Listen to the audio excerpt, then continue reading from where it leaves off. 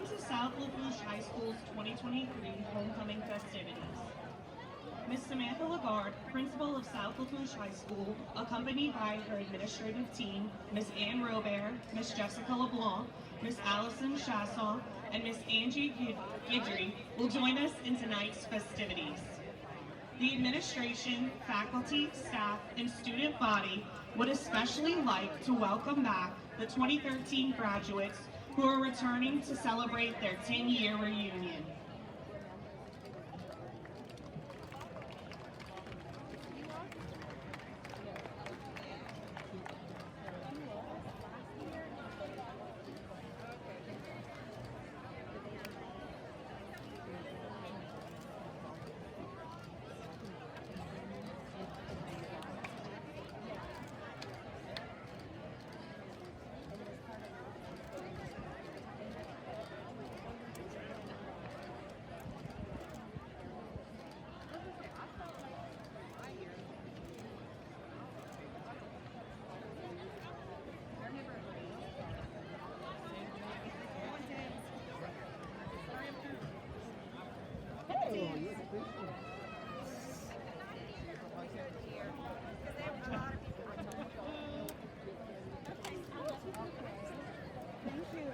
Welcome back 2013 graduates who are returning to celebrate their 10-year reunion.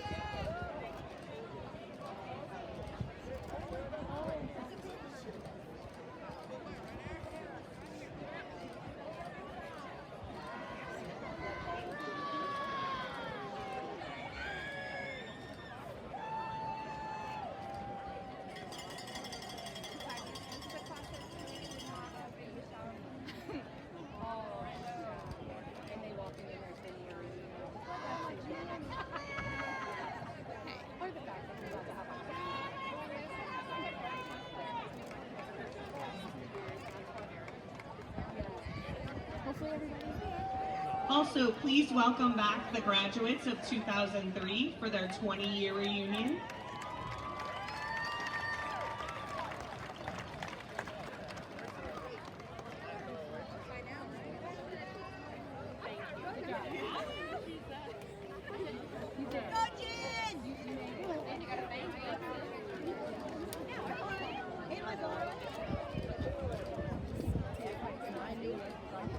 Nope, you're good.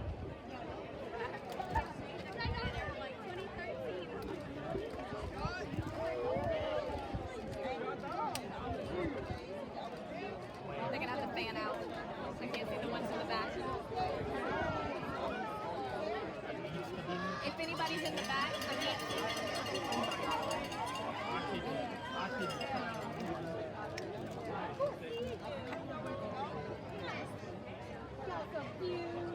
We would also like to welcome the graduates of 1993 for their 30-year reunion.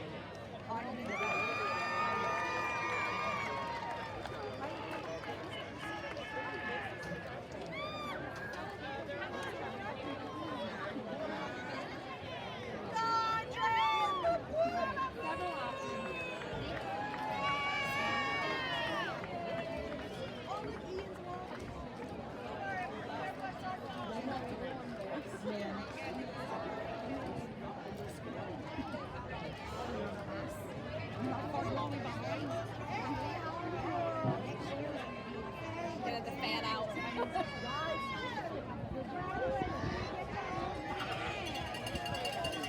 Anybody who's in the back will not be able to see them.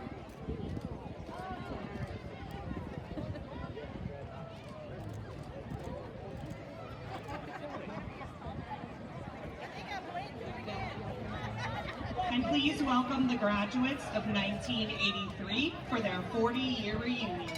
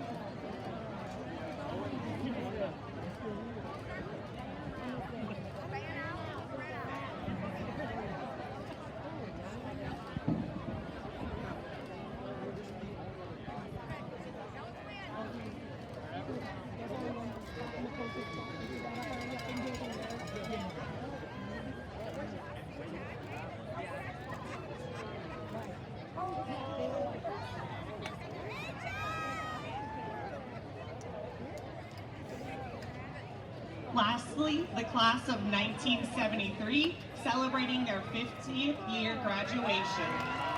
It's great to have all of you back.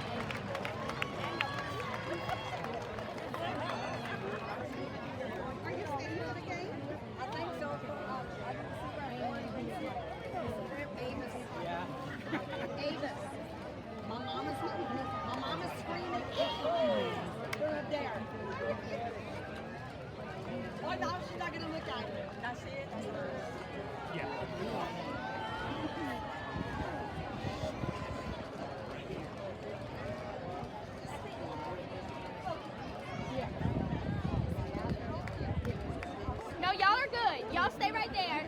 Everybody else come around. Let's fan out. Yeah, they're gonna have to fan out.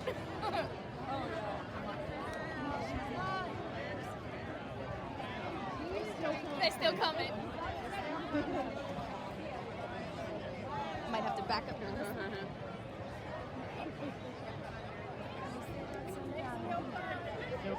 I need to back up. They're chatting it up. They got their focus square.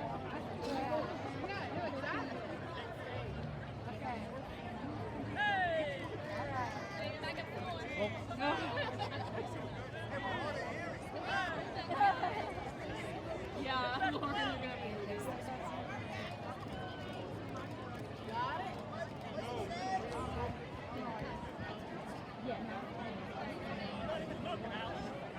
They're good. Oh, hey, she's got to go back closer. They got more. They got more.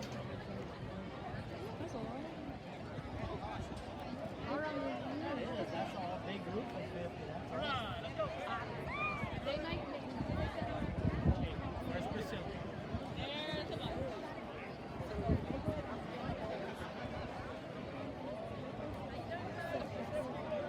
I was like, how much further are we gonna go?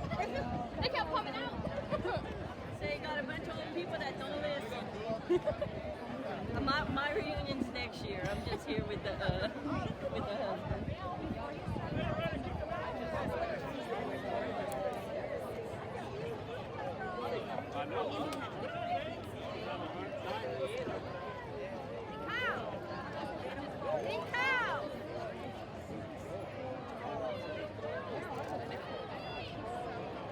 At this time, we'd like everyone who is standing along the rail to please have a seat. We are about to begin.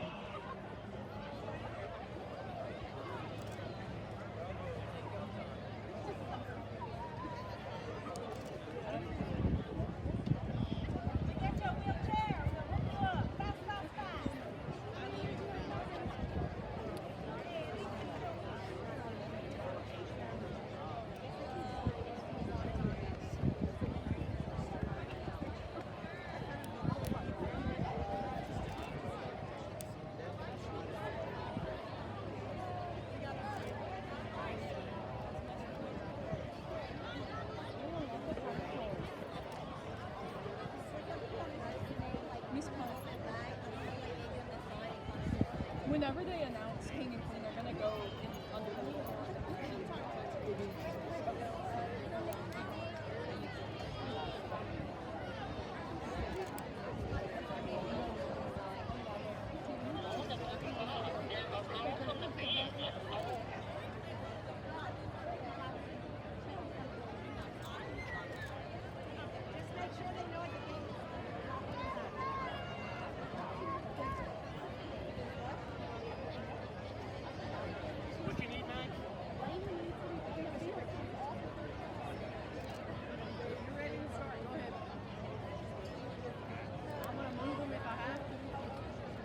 Ladies and gentlemen, please direct your attention to the visitor side of the field where our homecoming court will be presented. All of our homecoming court members are students of the senior class of 2024. One of these young ladies will be crowned Homecoming Queen 2023, and one of these gentlemen will be named our 2023 Homecoming King in minutes. Please welcome our first maid, Miss Lainey Elizabeth Alario. She is the daughter of Zachary and Katie Alario. Her father is escorting her tonight. Lainey is a member of the varsity volleyball team, throws javelin for the varsity track and field team. Lainey is also a co-captain of the Tarpon cheerleaders. She enjoys baking, painting, and hanging out with Tyler Oten. Her plans are to continue her education at Nicholls State to become a physical therapist. Lainey's escort is Mr. Tyler J. Oten. Tyler is the son of Monique and Jessel Oten. Tyler is a captain of our Tarpon football team, member of NHS, and a 3-year member of the track team. He enjoys working out, listening to music, and hanging out with Lainey Ilario. Tyler plans to attend Nicholls State University to become a financial advisor and trade stocks. Court members, Miss Lainey Ilario and Mr. Tyler Oten.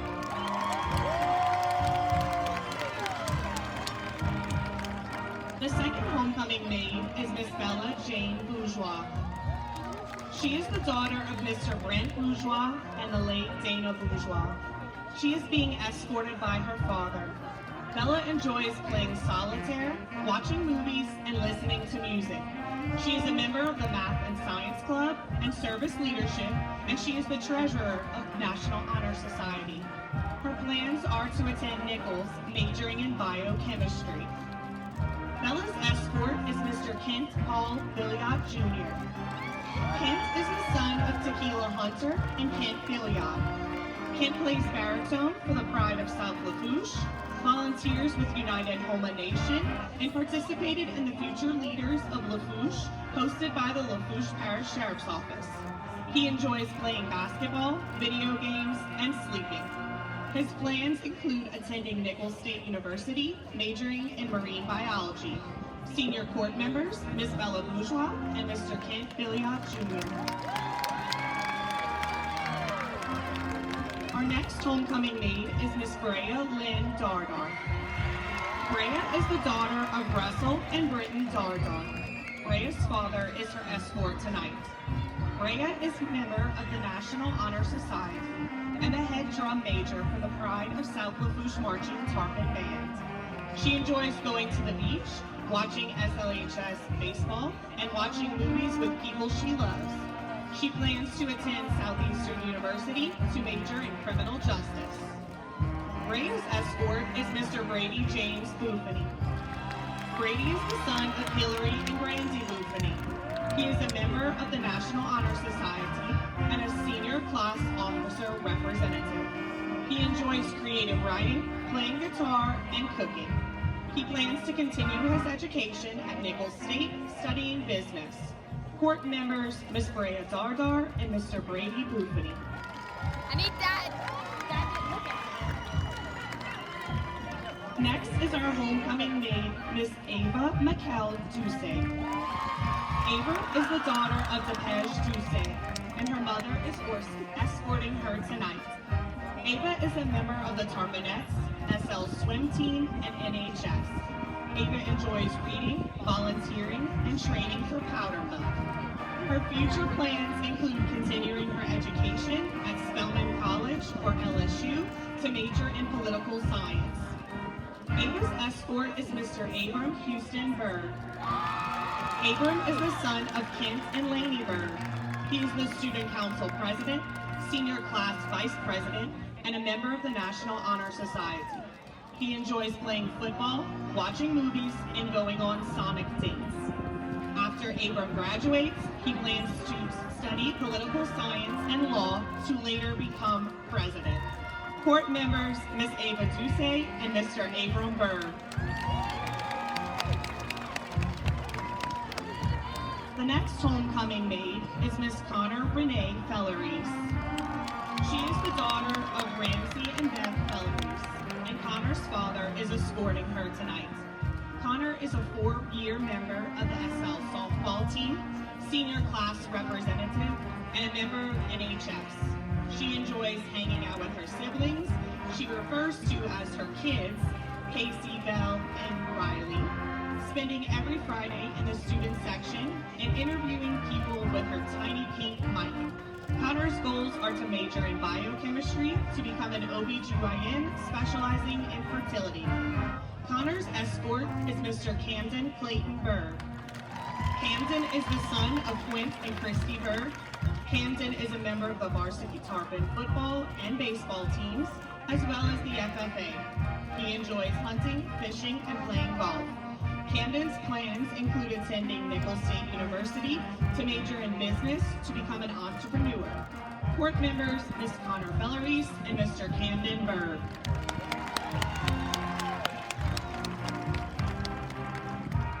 Homecoming maid, Miss Valeria Galacia.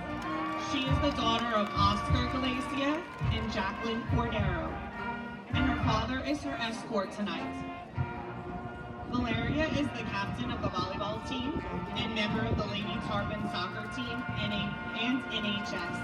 She loves reading, playing volleyball, and hanging out with her little sister. Valeria's plans include furthering her education to become a pediatrician and open her own clinic. Valeria's escort is Jacaius Javion Carlson. Jacaius is the son of Donnie and Monique Sims. He is a member of the SL football and track teams. Jacaius enjoys playing football, driving around, and spending money carelessly. His plans after graduation are to attend college to create a successful and peaceful life for himself. Court members, Miss Valeria Galacia and Mr. Jacaius Carlson. Our next homecoming maid is Miss Olivia Solange Gidry. She is the daughter of Jamie and Amber Gidry. Her father is escorting her tonight. Olivia is captain of the SLHS cheer squad, vice president of the senior class, and student council. She enjoys shopping, going in the boat, and cheering. Her future plans are to attend Southeastern University to become a dentist. Olivia's escort is Mr. Cesar Gonzalez. Cesar is the son of Maricela Martinez and Cesar Gonzalez. He is the National Honor Society parliamentarian, captain of the soccer team, and a member of the track team. He enjoys playing soccer at the park, mini golf with his friends, and serenading the locals with his mariachi band. He plans to attend Nicholls State University and become a chiropractor. Court members, Miss Olivia Gidry and Mr. Cesar Gonzalez. Homecoming maid, Miss Morgan Claire Lafont. She is the daughter of Michelle and Tate Lafont. Her father is escorting her tonight. Morgan is the Tarponette captain, member of the track team, and National Honor Society. Morgan enjoys dancing, eating out with her friends, and playing with her dog, Odie. Morgan plans to continue her education and to work in the field of biology. Morgan's escort is Mr. Caden Paul Jarvis. Caden is the son of Celeste and Corey Bro, and Paul and Jillian Jarvis. He is a member of the Tarpon football and basketball teams, as well as NHS. Caden likes to cook, play golf, and make content with the Berettas. He plans to attend Nicholls, majoring in business, to become a content creator and social media influencer. Court members, Miss Morgan Lafont and Mr. Caden Jarvis. The next homecoming maid is Miss Ellie Marie Lorraine. She is the daughter of Jason and Angel Lorraine, and her father is her escort tonight. She is a member of the National Honor Society and a member of the Lady Tarpons basketball and swim teams. Ellie enjoys working out, babysitting her cousins, and baking. She plans to attend Nicholls State, majoring in allied health, to become a speech-language pathologist. Ellie's escort is Mr. Hayden Michael Leveron. Hayden is the son of Kelsey Mejia and Zach Leveron. Hayden is the senior class president and the National Honor Society vice president. He enjoys working out, listening to music, and skipping rocks in the bayou. His future plans include majoring in biochemical engineering at the University of Louisiana at Lafayette. Court members, Miss Ellie Lorraine and Mr. Hayden Leveron. Our next homecoming maid is Miss Allie Elizabeth Plaisance. She is the daughter of Marty and Lauren Plaisance, and her father is escorting her tonight. She is the clarinet section leader for the Pride of South Lafourche Marching Tarpon Band, reporter for the senior class, and a member of the yearbook staff. Allie enjoys teaching and dancing at Dance Work Center, hunting with her family, and commentating at Sacred Heart Catholic Church. Her plans include attending Nicholls State University and majoring in secondary education. Allie's escort is Mr. Evan John Louvier. He is the son of Peter and Bonnie Louvier. Evan is the president of the National Honor Society, 4-H vice president, and the senior class treasurer. He enjoys golfing, fishing, and winning fantasy football every year. Evan plans to attend Nicholls State, majoring in accounting to become a licensed CPA. Court members, Ms. Allie Plaisance and Mr. Evan Louvier. Our next homecoming maid is Shady Lynn Williams. She is the daughter of Danielle Mathern and George Williams. Shady's father is escorting her tonight. She is the captain of the SLHS Royals dance team, secretary of the senior class, and a member of the National Honor Society. She enjoys hunting, fishing, and shopping. Her future plans include Southeastern University to major in occupational therapy. Shady's escort is Mr. Luke Ryan Petrie. He is the son of Ryan and Jada Petrie. Luke is a member of the football, powerlifting, and tennis teams and the National Honor Society. He enjoys swimming, fishing, and spending time with his girlfriend, Allie. Luke plans to attend Nicholls State University to become a teacher and coach. Court members, Miss Shady Williams and Mr. Luke Petrie. Our next homecoming maid is Miss Natalie Catherine Zack. She is the daughter of Eric and Nikki Zack, and Natalie's father is escorting her tonight. She is the vice president of the FFA and a member of the National Honor Society and the Tarpon Student Council. She enjoys shopping, getting her nails done, and fishing with Shady. Her plans are to attend Nicholls State to become an occupational therapist. Natalie's escort is Mr. Max Thomas Vedros. Max is the son of Courtney Brunet and Derek Vedros. He is a member of the South Lafourche football and baseball teams, as well as FFA. He enjoys playing golf, hunting, and fishing. He plans to attend Fletcher and become a real estate agent. Court members, Miss Natalie Zack and Mr. Max Vedros.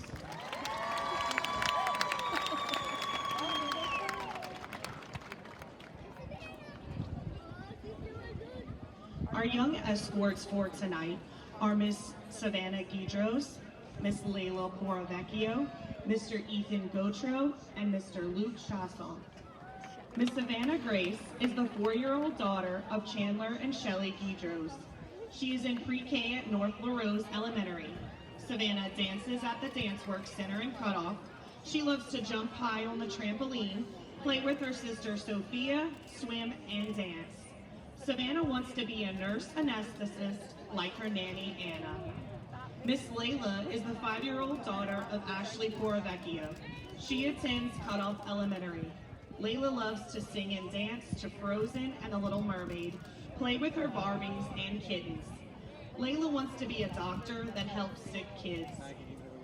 Mr. Ethan is the 5-year-old son of Tracy and Josh Gautreau. He attends Galliano Elementary. Ethan likes to play basketball, baseball, and ride dirt bikes. He enjoys playing outside and swimming. Ethan wants to grow up to be a football player. Mr. Luke is the 6-year-old son of Randy and Heather Chasson. He attends South LaRose Elementary. Luke plays baseball, basketball, and is a member of the LaRose Laser swim team. He likes to rip stick down the street, play with his dog Shelby, and snuggle with his mom. Luke wants to be a vet when he grows up. Escorts Miss Savannah Guidros, Miss Layla Poravecchio, Mr. Ethan Gautreau, and Mr. Luke Chasson.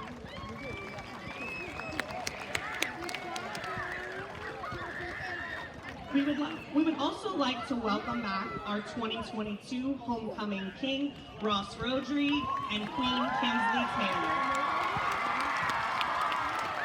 Kinsley is the daughter of Renan and Clayton Taylor. She is attending Nicholls State University, majoring in nursing.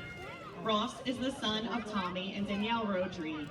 He is a chemistry major at Nicholls State. Welcome back, Ross and Kinsley.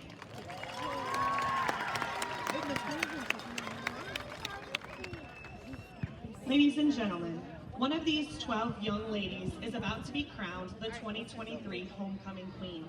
Miss Lainey Alario, Miss Bella Bourgeois, Miss Brea Dardar, Miss Ava Duce, Miss Connor Felleries, Miss Valeria Galacia, Miss Olivia Guidry, Miss Morgan Lafont, Miss Ellie Lorraine, Miss Allie Plaisance, Miss Shady Williams, Miss Natalie Zach. And now, the 2023 Homecoming Queen is Miss Valeria Galacia. Crowning Miss Valeria is Miss Samantha Lagarde, Principal of South Lafourche. Valeria is the daughter of Oscar Jacqueline Cordero. Congratulations, Valeria.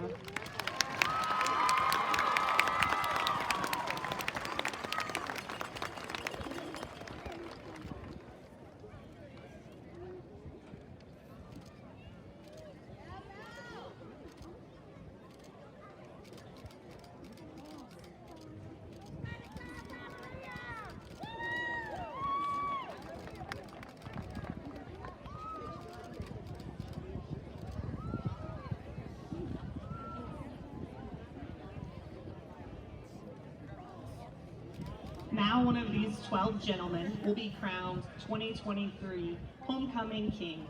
Mr. Tyler Otan, Mr. Ken Billiot, Mr. Brady Buffany, Mr. Abram Berg, Mr. Camden Berg, Mr. Jakias Croson, Mr. Cesar Gonzalez, Mr. Caden Jarvis, Mr. Evan Louvier, Mr. Luke Petrie, Mr. Max Vedros. And now the 2023 Homecoming King is Mr. Abram Berg. Crowning Mr. Abram is Miss Samantha Lagarde, Principal of South Lafourche High School. Abram is the son of Kent and Lainey Berg. Congratulations, Abram. That is Brooks Winsdale. Trinity Cooper, and number 59. Coach Blight Winsdale's son. Yep, sure is. Captains for the Tarpons tonight, number 53. Can't wait. This is going to be a good ball game.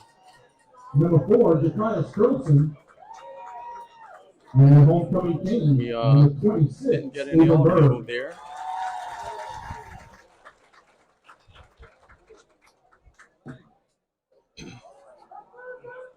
Our coin toss brought to you by State Bank. We'll get South Lafourche having the football first. South Let's rock and roll. Lafourche first. Give it up for Mr. Galicia. What a great coin toss.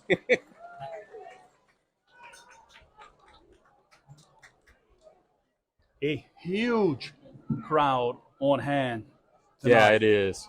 I would say this is one of the biggest home crowds we've had here in a while. Yes, sir. Cannot wait. This is going to be a fun one tonight. Not that there's ever a Friday night where we're not having fun, but this is going to be a fun one tonight. District opener. Schools that mirror one another. Tarpon's trying to get to 3-1. They're having fun on the sideline right now.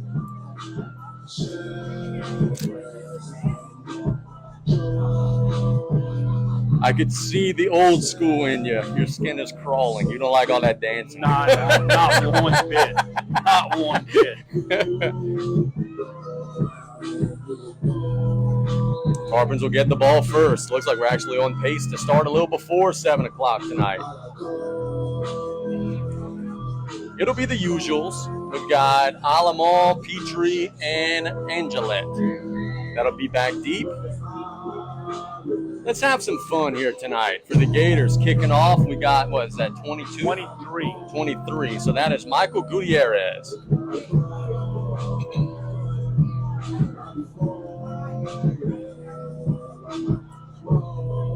He was looking, the kicker's looking right at their sideline. Parents' feet back to return. I don't know if someone, the owner, think I poached it to that side. Kicking off, We'll Michael find out in just a Pere second, won't we? for Gators. Because we're underway. It is a line drive kick that'll be fielded by the Tarpons at the 5-yard line. That is Angelette working up the field. He's hit and dropped at the 12. Boy, good special teams work by the Gators to open up the game, and the Tarpons are buried deep in their own territory. Not much blocking from the Tarpon special teams unit right there. They had about 6 guys all clumped together and not one white jersey around them.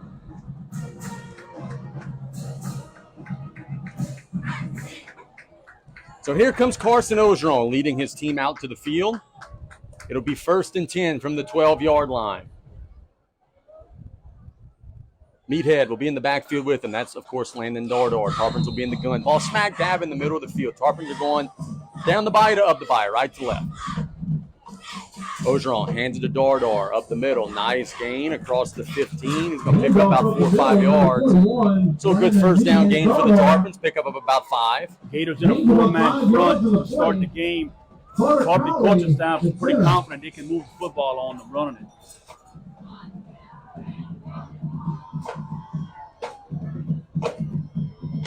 Second and 5 for South Lafourche. Still a long way to go. Trips to the left side of the field. Ogeron will throw a swing pass out to Alamo, who is crushed. Number 17, Barone Martin. Made the tackle, and that's going to be a loss of a yard or 2. That was close to being a pick 6. Yeah, it was. It broke on the ball. Yes, it was. So to bring up a 3rd and 7 for the Tarpons on their first offensive possession of the game. We did start sooner than 7 o'clock. Still not 7 o'clock. Can the Tarpons convert an early 3rd down here? Ogeron the gun. Straight drop. Flushed out. Has a receiver, and he's going to just throw that one up towards the sideline, incomplete. While looking down the field, the Gators had great coverage that time. No one was open. Carson just kind of flung it out of bounds there. So it'd be a quick 3 and out for the Tarpon offense. A good job by the Gator defense holding up. The Gators on defense in that passing situation had about 6 guys on the line of scrimmage, all of them backed up a yard and standing up and just letting the South Lafourche offense just stand blocking no one. Carson had a lot of time to throw, but he had good coverage downfield. Brock Price is standing at the Tarpon 40-yard line, so the Gators think they're going to get excellent field position here off Nicholas Coleman's punt. Coleman gets the snap. It's a high snap. They're coming, and they nearly block it. The punt gets away, and it'll be muffed, and the Tarpons are fighting for the ball, and I think they've got it. Oh, the Gators came away with it. So South Terrebonne does recover the muff. They'll take over at their own 49-yard line. But, boy, what a kick. Coleman was under some pressure, and he let off a very, very good one there. Price.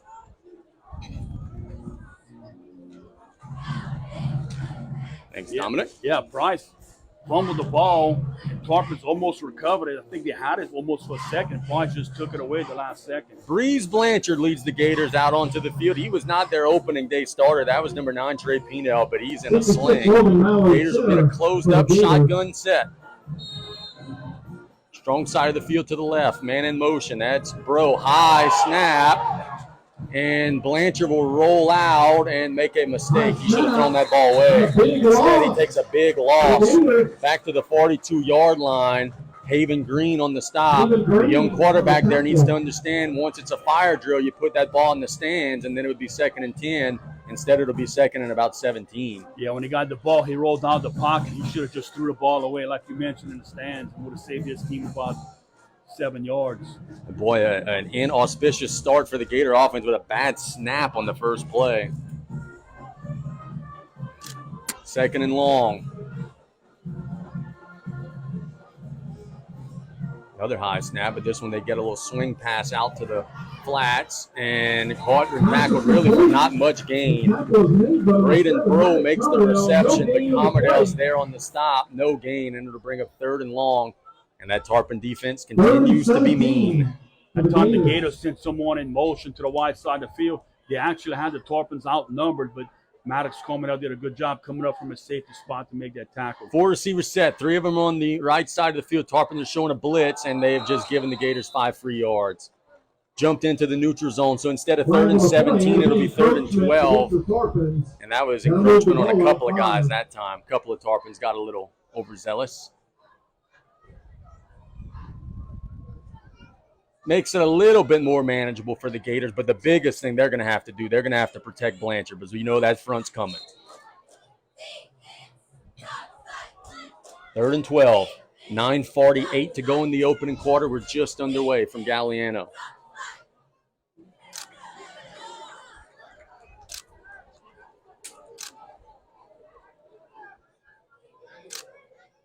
Blanchard gets the snap. Has time. Now the pocket collapses and he throws it caught near the first down sticks. That might be a first down depending on the spot. The Braden Bro, they're marking what looks to be about a yard short. And this is a tough play call. Because if you just run the ball right up the middle here, it's going to be tough to get a yard against that Tarpon front. But it is 4th and 1. Crowd making some noise. Gators are in the gun. Blanchard waiting on the snap. It's a sweep. And they don't have it. No, sirree, Bob. We told you it would be hard to run for a yard against this Tarpon defense, and they swallowed that play up whole. Turnover on downs. The Tarpons will take over the 43-yard line. You just got to know from watching the first 3 games, running for a yard is going to be tough against these guys, man. Yeah, and look, the Gators tried to get them outnumbered on the right side, but if they're going to run that play again, that little sweep, they're going to have to block on the backside. Tarpons caught them from behind. So with 9:09 to go, the Tarpons take over with much better field position this time at their own 43. Ogeron with a 4-receiver shotgun set. Inside handoff to Dardar, picking through the line. Big old hole. Falls forward across midfield. Gain of about 7 or 8 for Dardar that time. It'll bring up 2nd and about 2 or 3. Tackles made by number 45, Trinity Dupree. Dupree on the stop for the Gators, but boy, that Tarpon offensive line getting a nice push early. 2nd and 2, Tarpon. Tarpons are in plus territory for the first time tonight. 2nd and 3. Ogeron waiting on the shotgun snap. He'll keep it. Design quarterback run. Nice gain across the 45. Calls it 41. Gain of about 9. It's a Golden Motors first down. That's very ABC football there. Just a little single wing. Snap it to the quarterback. Follow the line forward. Pick up 8-9 yards. It's a Golden Motors first down. Yeah, the design run going straight at the Gators.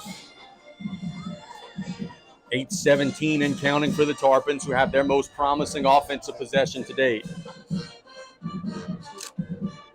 Ball right in the middle of the field. Ogeron hands it to Meathead off right tackle. Gets across the 40. It's a smaller gain that time, but he did get about 2.5, 3 yards. Picked up a couple of yards in the play. 2nd and 8. Bring up 2nd and 8. Jaheim Diggs. Diggs on the tackle for the Gators that time. Jaheim Diggs, a sophomore. See the Tarpons go with some type of play action. Yep, kind of lulling them to sleep with that run. Strong side of the field is now to the left. They got 2 receivers out that way. 2nd and 8. Ogeron play action, rolls out. He's got Berg. How far is he going to run? He's tripped up at the 31-yard line. That's going to be close to a first down. They're walking about a yard short. So bring up 3rd and short. And I think we're going to maybe see that I-form set come out here on 3rd and 1. Let's see if I'm right. Nope. Looks like they're going to stay in the gun. Berg actually made a nice catch, had his hands out in front of him. Strong side of the field now to the right. 3rd and 1 for the Tarpons. Trips to the left. Now it's not trips as Berg goes to the right side of the formation. Ogeron hands it to Dardar. Big hole and a first down and much more. He's at the 10. He's tripped up at the 7. Good hard running by Landon Dardar. Big old hole by that offensive line. The Tarpons are in the red zone. Of course, that's the Absolute Fitness red zone, playing 1st and goal from about the 6. Nice job by Dardar.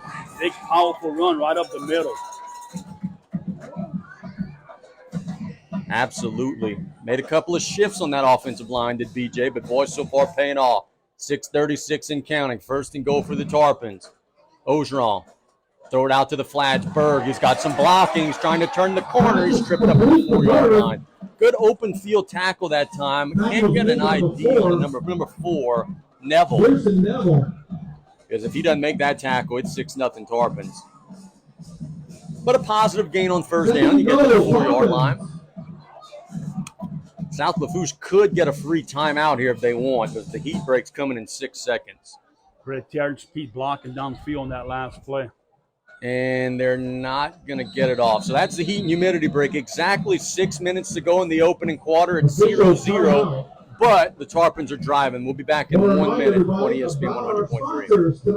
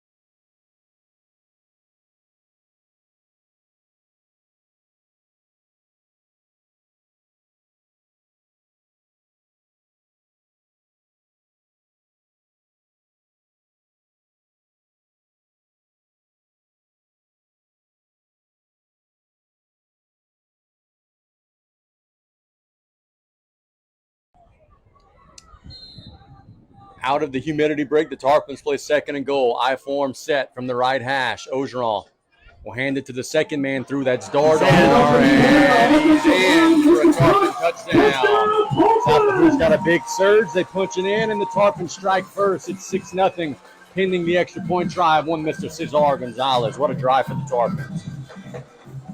That's just old school Tarpon bully ball right there, lining up and jamming it down their throat. Tarpons were confident they could come in and run the football, and that's exactly what they're doing. Terrence Petrie will hold. Cesar Gonzalez will kick. Snap is there. The kick is up. The kick is right down Broadway. It's 7-0 Tarpons. The coach, Tarpon defense kind of got put in a hole a little bit. South Terrebonne started their possession around midfield. You get a big stand. You force a stop.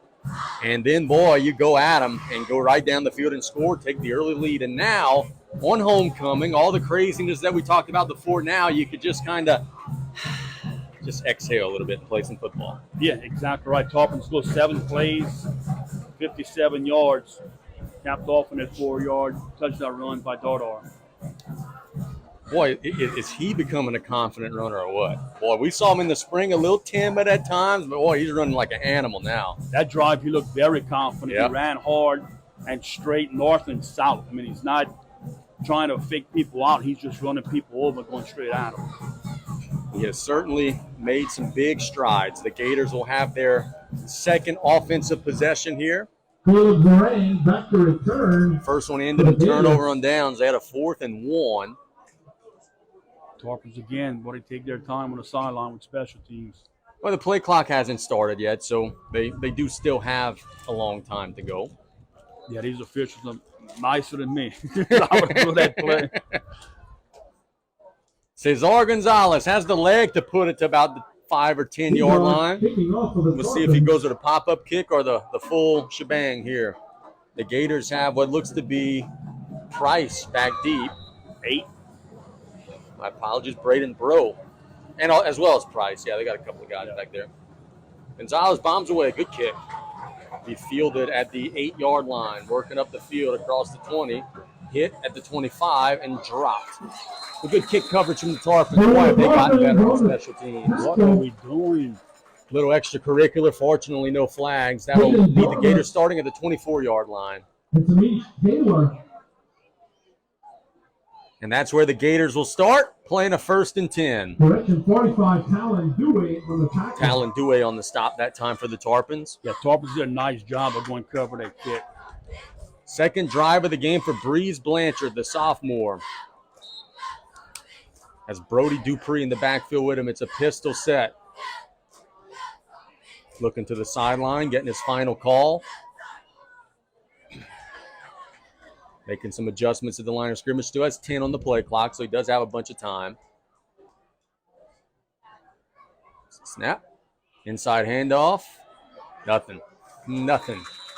Inside running yards are going to be hard to come by against these guys, boy. And one thing that I'm noticing is Big K Nelson's in the lineup tonight. He was a question mark coming in. True. He is in the lineup tonight. He's giving it a go. It'll be 2nd and 9. They gained about a half a yard on the run, 5:20 and counting in the opening quarter. Tarpons lead 7-0. Blanchard in the gun. Strong side of the field is slightly to the right. Little bit of a high snap, and it's going to be a pre-snap penalty on South Terrebonne. The receiver out there got a head start. Boy, when you're an offense that's struggling, you don't want to do things like that. Instead of 2nd and 9, it'll be 2nd and 14. 2nd and 16. Yeah, I'm not sure if the Gator offense is designed to get these. So far this season, it sure hadn't been. Yeah, to convert these long situations.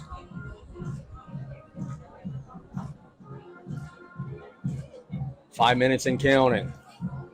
Blanchard waiting on the snap. Comes with a hard count. The Tarpons aren't biting. They were trying to get the penalty yards back. Play clock is now down to 6, though, and they're still making adjustments at the line of scrimmage. Got to hurry. Play clock down to 2, down to 1. They didn't get it off. It's going to be a delay of game if they didn't get the timeout. I think you got a timeout. So Coach Babin gets the timeout, but boy, you were ready at 16, and much like we saw with the Tarpons earlier in the year, just kind of played around, you ended up having to call a timeout. Yeah, Coach Babin's not very happy right now.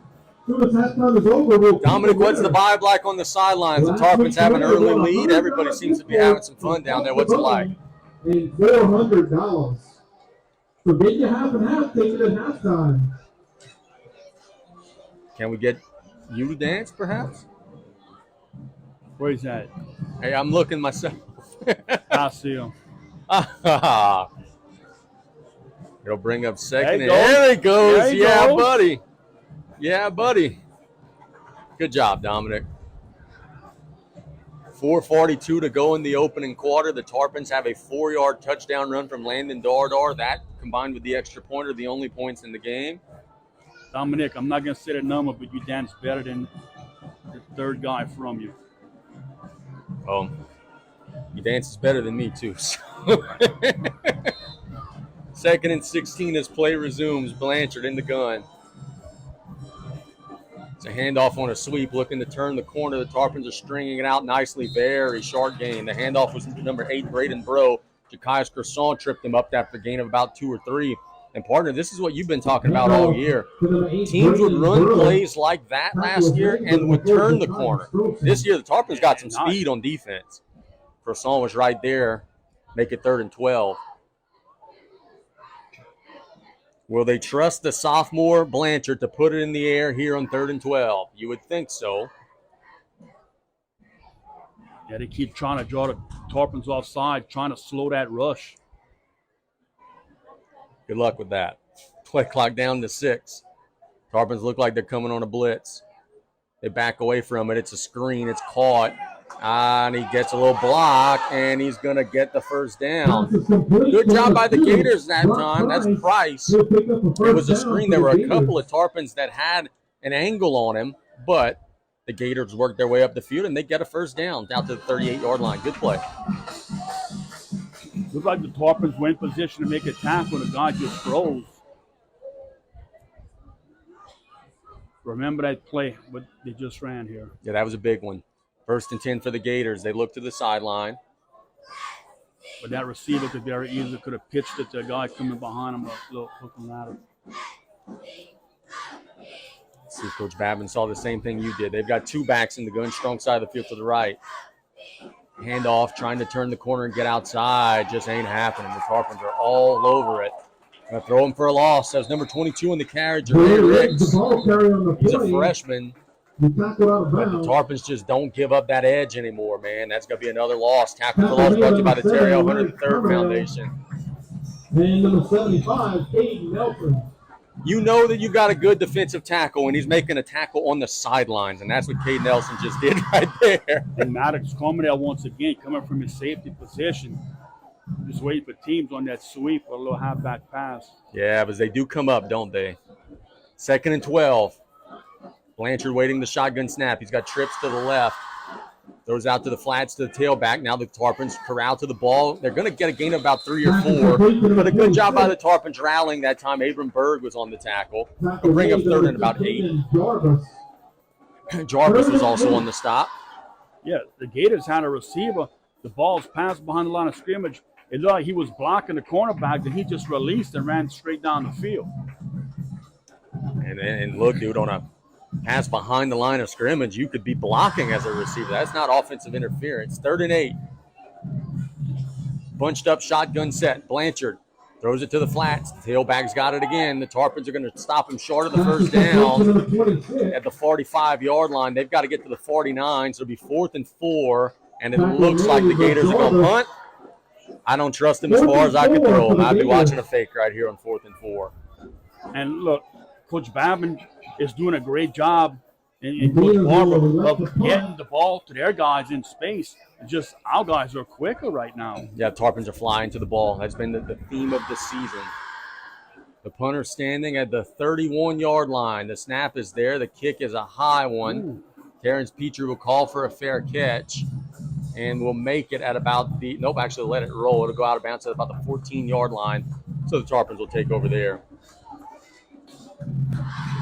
That was a nice punt.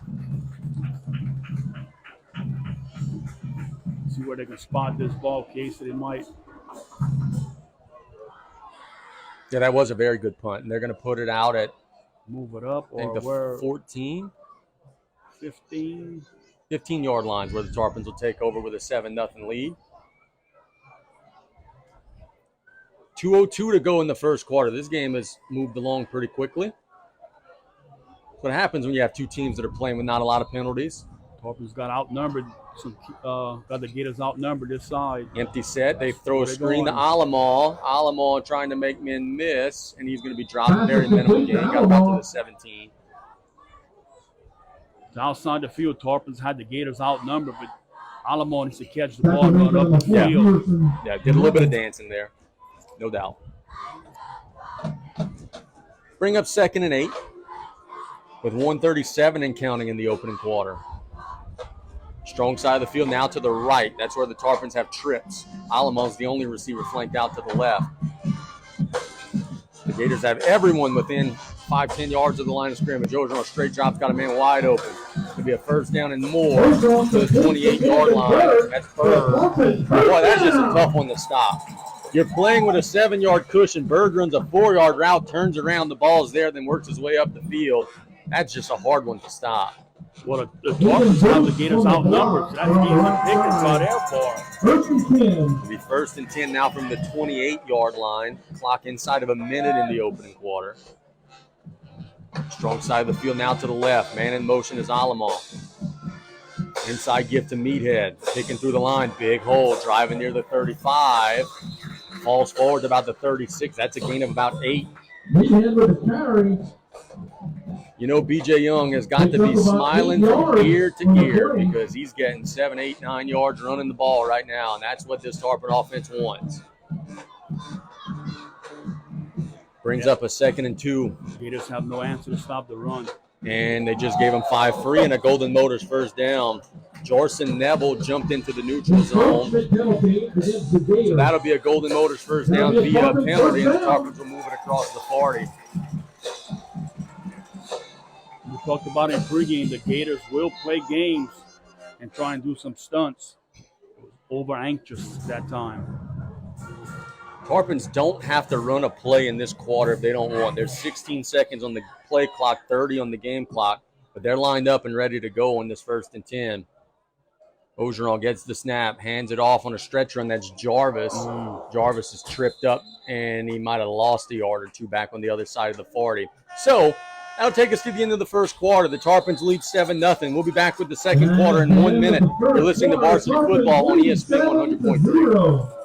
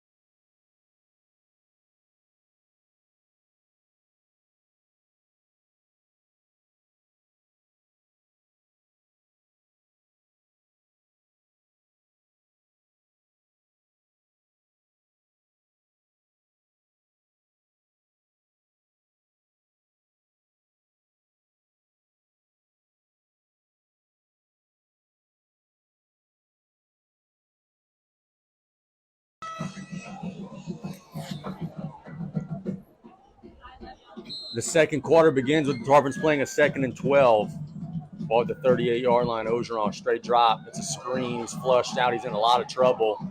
Looking to throw. He throws it as far as he can out of bounds. There's a flag on the play. There's a bunch of linemen blocking downfield. That's what that penalty is going to be. Easiest one of the night for Mr. Miller tonight. That is. Got Tarpons all the way 10, 12, 15 yards down the field. Yeah, they had 2 of them downfield. Now does Aaron Babin take the penalty or does he make it 3rd and 12? That's the dilemma here.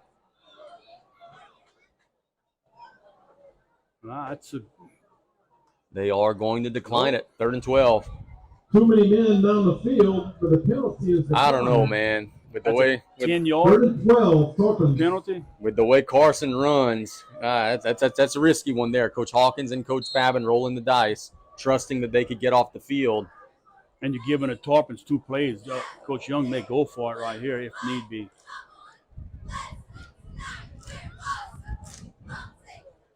Third and 12. Ogeron. Bubble screen, and it's deflected at the line. They were trying to get that pass out to Landon Jarvis, and boy, they had some blockers. It looked promising, but it was deflected by Dupree, and the Tarpons will have to punt it. Tarpon receivers doing a great job of blocking. Abram Berg on that last play did his assignment. He blocked the guy. The screen was open. If it wasn't deflected, like you said, a line of scrimmage, it could have gone. Coleman will have his second punt of the game. His first one was a beauty from his end zone. He got it across the other side of midfield. Gators got to focus on catching this one. They muffed the first one and nearly turned it over. Snap gets to Coleman. They're coming. They nearly block it. Coleman's kick bounces at the 45. Takes a nice Tarpon roll, and it'll be down at the 38-yard line. So the Gators will take over there. South Terrebonne's going to block a punt tonight if the Tarpons don't shore up their protection. It was very close from being blocked. And Blanchard and the crew will take the field there. Want to say hello to everyone listening at the Hurricane Festival. I've gotten a couple of texts from some folks saying they're listening live from the Cutoff Youth Center. Hopefully everybody's enjoying their night. Hope everybody stays safe out there tonight. Save me some pastelaya. Some people were there early in the morning. 1st and 10 for the Gators. And I'm sure still kicking. Still kicking. Trips to the right side of the formation. That's the strong side of the field. Blanchard, inside handoff, off right tackle. They get across the 40, just not a whole lot. As Dupree on the carry, gained about 2. Tackle made by number 26, Abram Berg. Yeah, the Gators are trying to spread out that Tarpon defense, going in a trips formation, wide right that last play, trying to get some better running alley lanes for their backs. Ball smack dab at the 40, 2nd and 8. Ball right in the middle of the field. They've got 2 receivers on each side. Blanchard waits on the snap. He's got it. They'll throw a little slant. That's incomplete. And boy, if number 8, Dre Hughes, would have played the ball, not the man, he could have maybe picked that one off. But you got to assume the pass is going to be accurate and play the man. He didn't know. No, right. Good coverage. I like number 8, Dre Hughes. I think he's going to be a player. He's a 10th grader. He's very coachable. You saw immediately he was taking some coaching from Coach Galjor after that one. He's a player. 3rd and 8 for the Gators. One-on-one coverage down here. An offense that has struggled all year. Can they find a little confidence here? Blanchard is in the shotgun. The play clock down to 8, looking towards the sidelines. They've already used 1 timeout. And it might have to be a second, but the play clock's down to 2, down to 1, and they will call their second timeout. Timeout, Gators. So they've got 1 remaining. We'll keep it right here because I want to go to the scoreboard. We want to get you some scoreboard updates brought to you by 3T Oil, home of the drive-through oil change. Let's see. I could tell you that Terrebonne leads HL Bourgeois 14-7 in the first quarter. Let's see how bad E.D. White's winning. We actually have a guy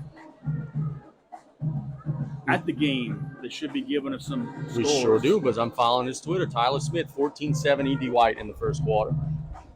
That's not who I was talking about. Oh, well. The big rock of the bayou was going to the Rock's game. going to E.D. White? He has a relative plane that starts off the ED White. Wow, okay. Well, Rock, yeah, give us some updates, man. If you brought your Walkman and you're listening, give us some updates. 3rd and 8 here. That's why ED White's so doggone good. They got a relative of Rock on the field. Tarpon show blitz. They're coming.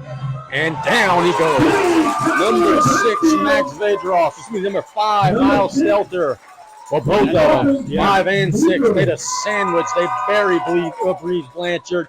Big loss. Another 3 and out, and boy, that Tarpon defense ain't playing no games tonight, Bubba. Tons of pressure, and they crushed him on that one. Set up another punt situation for the Gators. 3rd and long, the Gators will punt. Yeah, look, when it's 3rd and long, that's what we talked about. The Gators are not suited well for these 3rd and long situations. It's a snap. The kick is a wobbly one towards the sidelines. It'll bounce at the 35. Petrie will let it roll. Just get away. It'll be killed at the 26-yard line, and the Tarpons will take over there. But, partner, don't you just feel like if the Tarpons get another score or two, like I don't know if the Gators are going to be able to score 21 points tonight. Like you feel like the Tarpons, if they could go up 2 scores, it would be a huge advantage. But I don't know that South Terrebonne is going to be able to move it much tonight. No, what South Terrebonne was going to have to hope for is short fields.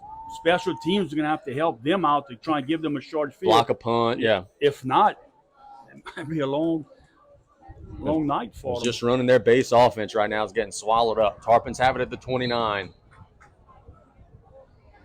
That last sack brought to you by the Terry L. Hunter III Foundation, by the way. 1st and 10. Inside give off to Meathead. He's hit at the line of scrimmage. Look at him work through that hole. He falls forward about the 33. There's no way I would have thought Dardar would get about 3-4 yards out of that run, but he just kept picking through the line and got all the way to the 33-yard line. Give him 4 yards. That was probably a 2-yard loss, but he kept his feet moving. Nice run. 9:49 and counting in the opening half. The Tarpons lead 7-0 with possession of the ball, playing 2nd and 6. Ogeron's in the gun. Flanking Meathead out wide. It's a design run for the quarterback. Ogeron's got a 1st down. Falling forward to the 42-yard line. Pickup of about 8. And it's a Golden Motors 1st down. You just go ahead. I was just going to say, you just figure BJ probably goes into every game saying, hey, we're going to do that about 10 times a game. Yeah, a nice job by Ogeron, just standing back at a piece of big offensive line. Actually had his hand on one of them, read the blocks, and just positive yards. Again, running straight up and down the field, not side to side. 9:14 and counting in the opening half. The Tarpons play a 1st and 10 from the 41. Berg in motion. Inside give to Meathead. Nice gain. Bounces outside and falls forward, but the ball's out. And the Tarpons recover it. Boy, that's one where you're trying to fight for extra yardage, maybe trying to do a little bit too much. The Tarpons catch a break and fall on the football. Number 13, Berg, saved that one. Coach B.J. Young's going to tell Mr. Dardar, why don't you come and watch on the sideline for a couple plays after that fumble. They're going to get Jarvis in there. He's fine for extra yards, and he stops tucking the ball, trying to fight for those extra yards, and the Gators are coming to try and punch the ball out. 2nd down and 7. Jarvis now in the backfield, 4-receiver set. They'll give it to Jarvis. Nice gain, falling forward, and he got face masked. He got tackled at the 48-yard line, which is short of the 1st down, but after they add the penalty yardage, it is going to be a Golden Motors 1st down. Will it be 5 or 15? I think that one was a, let's see. I'd say a 5. Mr. Miller says it's a 5-yard penalty, so it will be a Golden Motors 1st down for the Tarpons, who will move the ball across midfield. With 8:15 to go in the opening half, South Lafourche looking to add a little insurance, or dare we say maybe some Ashley Barrios insurance. Ball to 45. Couple snaps away from a water break. Bro, I got to tell you, it's a beautiful night tonight. It's not hot at all up here. Yeah, they do. Yes, they do. 1st and 10 from the Gator 45-yard line. Tarpon's in the gun. Strong side of the field to the left. Jarvis trying to turn the corner. He's hit and thrown back for a yard loss. Good job by the Gator defense that time. Number 4 was in on the stop. Jardson Neville. We've called out his name a lot tonight. You see that last play, Jarvis tried to bend it deep, trying to get an alley, and actually lost a yard instead of just putting his foot down into the turf and running north and south. 2nd and 11. Tarpons have trips to the right. That's the strong side of the field. Looks like Alamon's the only one flanked out left. Ogeron waiting on the shotgun snap. He's got it. Straight drop. Has a clean pocket. Now he's flushed out. He's hit, and he's dropped. Good job by the Gators that time. Getting Carson. Boy, it'll be 3rd and awfully long now. Back on the other side of the 50 to the 48-yard line. Tackle made on 61, Jackson LaFleur. Jansen LaFleur made the tackle for the Gators on that play. So if you're BJ Young, you're saying, hey, man, if we could get this ball around, let's say maybe the 40, 42-yard line or so, maybe we could go for it. But as it stands now, it's 3rd and about 17 or so. See Gators just standing back. Ogeron on a straight drop. It's a screen, and it's intercepted. And this might be a pick 6. The Gators are going the other way. Ogeron will tackle him. That's a huge tackle. Number 45 intercepted it. Trinity Dupree.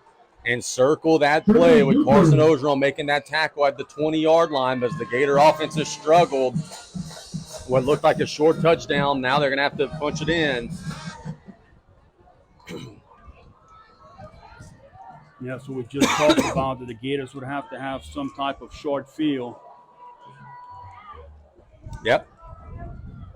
Far and away their best opportunity of the game right here. Now can the Tarpon defense bail their offense out a little bit? It'll be 1st and 10 from the 20-yard line. See if the Gators try and get something wide.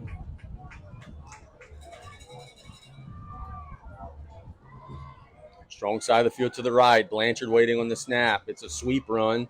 Cutting inside. Nothing at all. Number 22, Jare Ricks got the carry. He didn't no gain. It'll bring up 2nd and 10. And I think that'll bring us to the heat and humidity break. It's 6:12 and counting. I don't think the Gators will get the play off. Yeah, they're not going to get it off. So that'll bring us to the heat and humidity timeout. 6 minutes to go in the opening half. It's 7-0 South Lafourche. But the Gators are driving. We'll be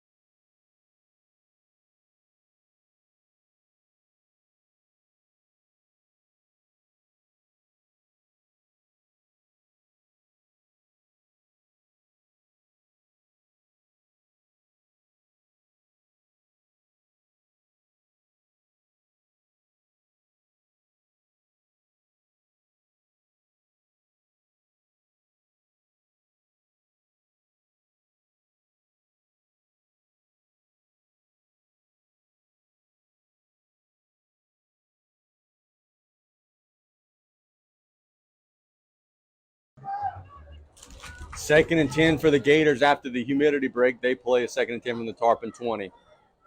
Blanchard rolls out to the right, has a man wide open. How far is he going to run? He's inside the 10. He's tripped up at the 8-yard line. That is Ricks. Little bootleg gets them to 1st and goal. Good job by the Gator offense. Gators actually had a receiver open further down the field. Kind of just took more of the sure thing there. 1st and goal from the 7. Still got to punch it in. They're still in the gun. Dupree in the backfield. Actually, it's a direct snap to Ricks. Picking through the line. They're pushing him. He's going to be dropped at about the 4. So gain of about 3. Maybe a yard on the point. 5:20 and counting in a first half that has glided by. See, the Tarpon defense can hold strong here. Yep, they didn't punch it in yet. Big old Nelson can maybe get in the backfield. 2nd and goal, direct snap again. Trying to turn the corner. He's going to be hit and stopped short, I think. Nope, he's in. That's number 22. Jare Ricks gets in pending an extra point, we're going to be tied here in Galliano. Gators turn a short field into a touchdown. At that time, they just tried to string the play wide to their side of the field, and Riggs did a good job just waiting for his opening. The Tarpons came up hard like they normally do. Just broke a tackle to get into the end zone.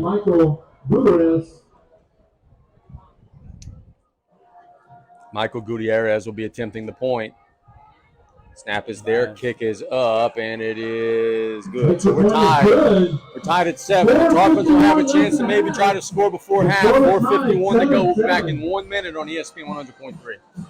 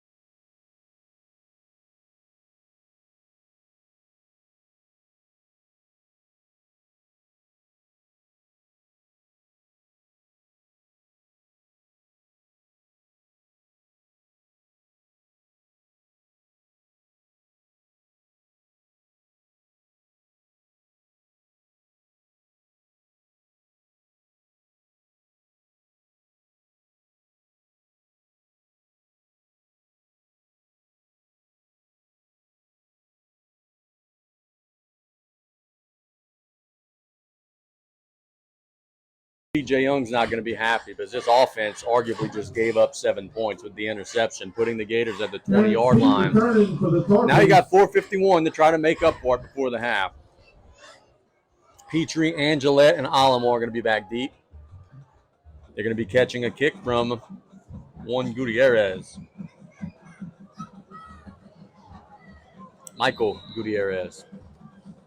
Ball's at the 40. Line drive kick. That one might go out of bounds. It'll be caught by Angelette. Working up the field. He's at the 15, 20, the 25. Dropped it about the 27. So pretty good starting field position for the Tarpons. And a pretty good return by Angelette. Yeah, nice return. He could have let the ball possibly go out of bounds or in the end zone, but he caught it and did a good job getting up the field, giving the Tarpons decent field position. You got 4:44, and I don't believe the Tarpons have called a timeout yet, so that leads me to believe they have all 3. Don't like the spot. Tarpons just got to start executing, man. You're running the ball well, but just having some mistakes here and there. Maybe we can get the ball to Colt DeCure. He makes things happen. 1st and 10 for the Tarpons in the gun. Trips are to the left side of the field. And a pre-snap penalty will put the Tarpons in a hole right out of the gate. Ball start against the Tarpons. Maurice DeLotte committed the violation, and the Tarpons can actually get Mason Alamo into the game for him.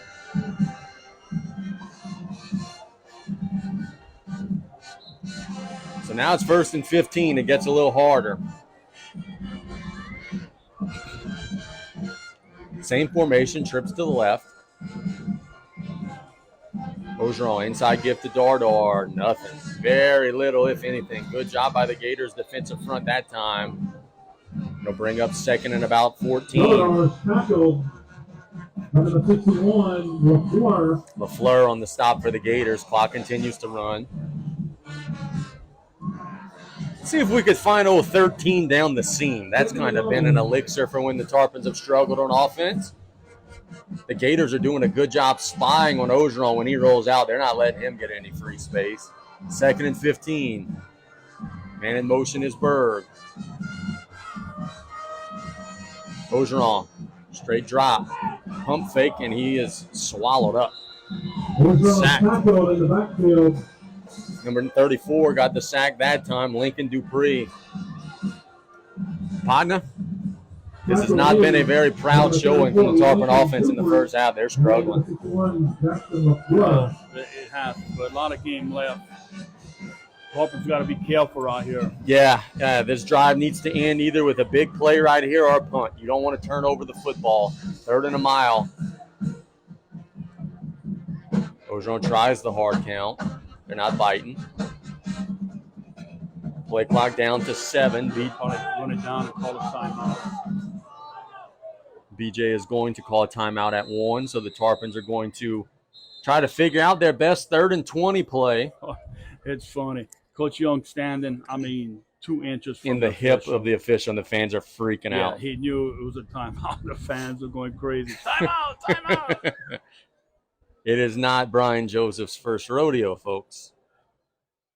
What are you seeing, man? Boy, it looked like South Lafourche was in a good spot, playing great defense, and have a 7-0 lead. You're driving, but then, boy, the turnover hits, and the Gators get a short field, and now they're looking at a situation where if they force a punt, they're getting 2 possessions in a row because they're getting the ball to start the 3rd quarter. Well, look, the Tarpons come out again, running the ball, having success. Then after their 4th possession or so, it's not only the defense makes an adjustment, then we struggle to run the football. That was a question on play-by-play this week from a listener who made that same observation. Now, it doesn't help with the penalty to start the drive. It's an empty set for Ogeron on 3rd and a mile. They've got to get to the 37. Ogeron steps up in the pocket now, outside looking to run. He's across the 20. He's not going to get a first down. He's going to be hustled out of bounds near the 20, and the Gators are very fortunate that they didn't just get a 15-yard penalty, but, boy, they kind of slung him down there. But it will be the punt team coming out. We've mentioned all throughout the night the pressure they have gotten on Nicholas Coleman. Special made by Neville on the last play. We forked it long for the Tarpons, and they elect the punt. Coleman back to punt for the Tarpons. Got to be careful here. Coleman needs to get off his best Sunday effort. The Gators are standing at the 46-yard line waiting for the return. They're coming on a block. Coleman gets a nice one. This is a good kick.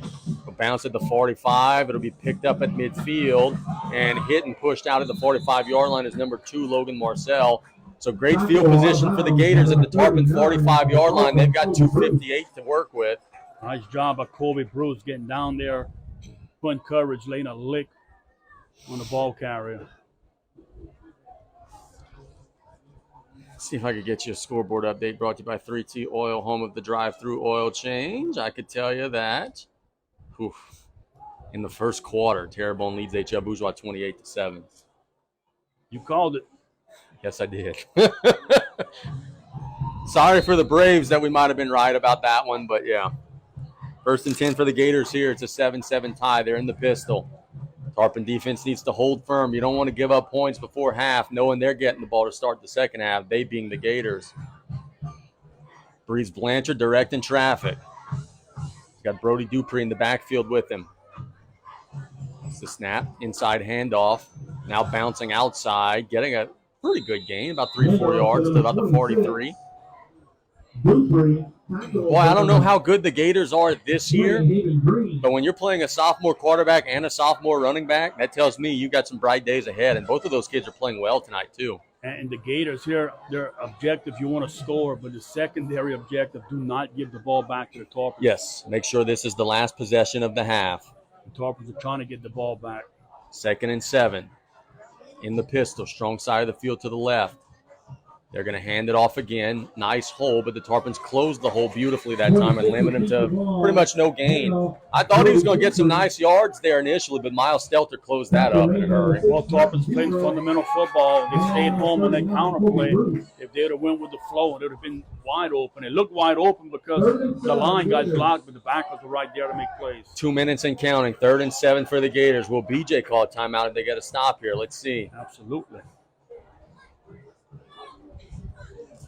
The Gators, you could tell they're slowing their pace. They know that they don't want to give the Tarpons another chance. Closed up shotgun set. Blanchard gets the snap. He's under pressure. It's a screen, and it's caught. And the Gators are going to get a big play out of it. 30. Brought out of bounds at the 25-yard line. They had the perfect play call for the situation, and it's a Gator first down getting out of bounds at 134. Great call there by Coach Babin. You're facing a very aggressive defensive front. Hey, let them in. We'll just throw it right over your head. Start back. 1:34 to go. Nice call, but great execution by the big Gator offensive line. Yeah, they got down the field and we're throwing some secondary guys down. 1st and 10. Blanchard throws it deep, and it's caught. off the hands of the Tarpon defender. Should have been a dead red interception. Instead, it's caught at the 7-yard line by the Gators. My goodness, it's just been one of those nights. Brock Price with the grab. One of those nights so far for the Tarpons. That one should have been going the other way. Yeah, it hit the defensive back right in his hands. 1st and goal for the Gators, 1:15 and counting. Blanchard, try a sweep run. Now cutting on the inside, nothing. Tarpons are trying to pull the ball out, but they're going to get him to the turf. O-Town on the stop. Clock becoming a little bit of an issue. Inside of a minute, the Gators are going to maybe have to put a little pep in their step. They've only got one timeout. 2nd and goal for the Gators. Will be 2nd and goal. Gators at worst here should get a field goal attempt. Coach Babb will have to call his last time out. I don't like that. Calling their last time out with 42 seconds to go. They were discombobulated. You see Aaron's furious on the sideline. Now, if you get tackled in bounds, you could lose a lot of precious time. Kind of reminds me one time over here on this field playing South Terrebonne. They ran out of time. Christian Arsenault gets tackled at the 5-yard line, and they ran out of time. They were driving and run out of time. Tarpons get the victory. Tarpon defense needs to get a push here. 42 seconds to go in the half. It's 7-7, but the Gators are driving. They'll play a 2nd and goal from the 8-yard line. And at the half, South Lafourche is going to have to figure some things out on offense, man. Their offense is struggling right now in a big way.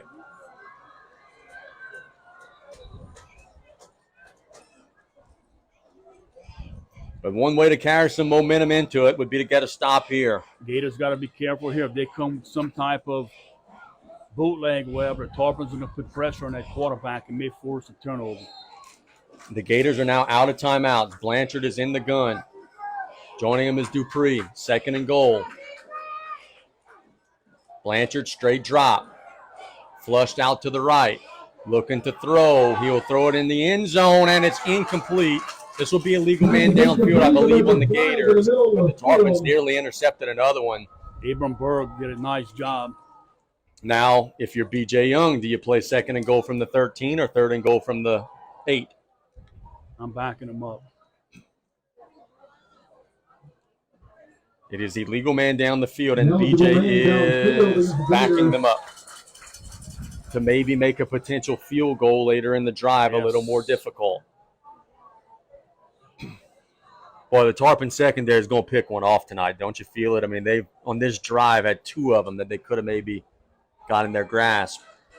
The Gators could, just send a few people downfield and send somebody back in the flats. I think they would find success there. A sack here would be very detrimental to South Terrebonne. Blanchard has to get this ball out. It's 2nd and goal. Trips to the right. They're bunched to the right. The strong side of the field. Straight drop. Under pressure down the middle. It's going to be caught. No! Incomplete. It was intended for the Gator receiver, but Maddox Commodell leveled him at the 1-yard line and forced the ball out. The pass was intended for Braden Bro, and that's why Maddox Commodell is going to be a first-team all-district player, because of plays like that, maybe saving a touchdown. Receiver would have made a heck of a catch, but Maddox just came in and laid the wood to him. Now, Brian, 25 seconds, no timeouts, and you can't clock the ball. If they get tackled inbounds here, they're going to have to really move to get that field goal team out there. Just Tarpons tackle him inbounds. Blanchard gets the snap. He throws it into the end zone, and it's incomplete. I think that's a very smart decision from Blanchard, though. You guarantee that you're not going to run yourself out of the half, and the Gators will try the field goal with 20 seconds to go. Now, if you're the Tarpons here, do not commit a penalty.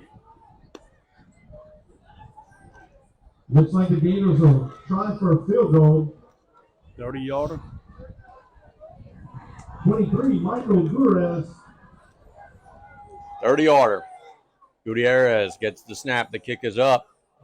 Looks good. And it is good. So the Gators add 3 to their lead, 10-7, with 15 seconds to go in the opening half. You mentioned field position, B. Gators 2 short fields, 10 points. They're not going to go 90 yards too often, but they could go 40, 50 yards. Yeah, look, that score and drive, 8 plays, 46 yards. Ends up with a 30-yard field goal. Gators take the lead. If you're the Tarpons with 15 seconds, you're trying to run this kickback, and if not, take a knee. Let's get out of here. Coach Young has a number of trick plays. Do you try and you get the ball depending on the field position? Do you try it? If I could get it somewhere around the 50, sure, but the problem is the time of the return to get it to the 50 would eat up almost all the clock. You give probably one play.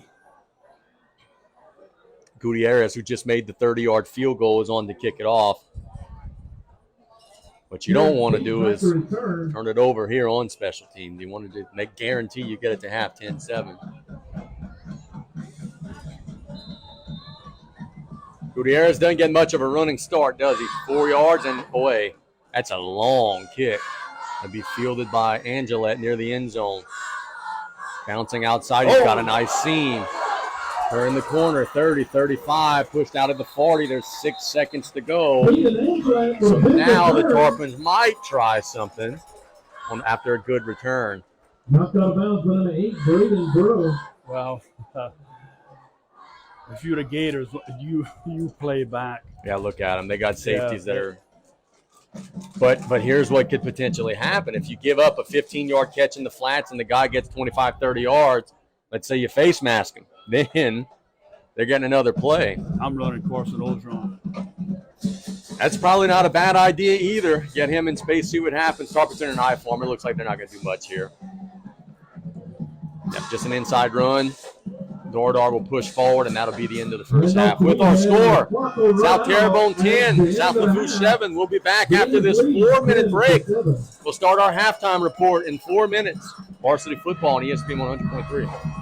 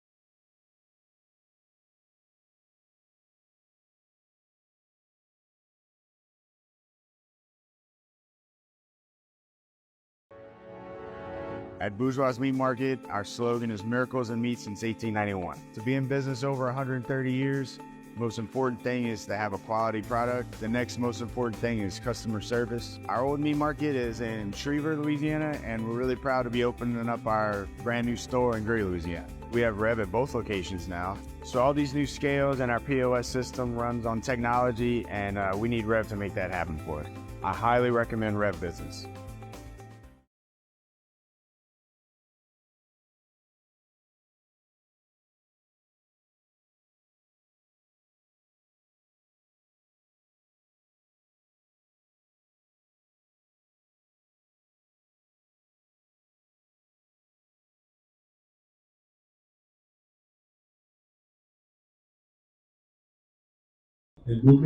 Welcome back here. It's our halftime show with South Terrebonne leading South Lafourche 10-7. We told you in the pregame, expect the defense to struggle. Don't expect a lot of offense, and we haven't gotten it. The Tarpons went down the field about 45, 50 yards on their drive, maybe 55 yards on their drive, scored a touchdown.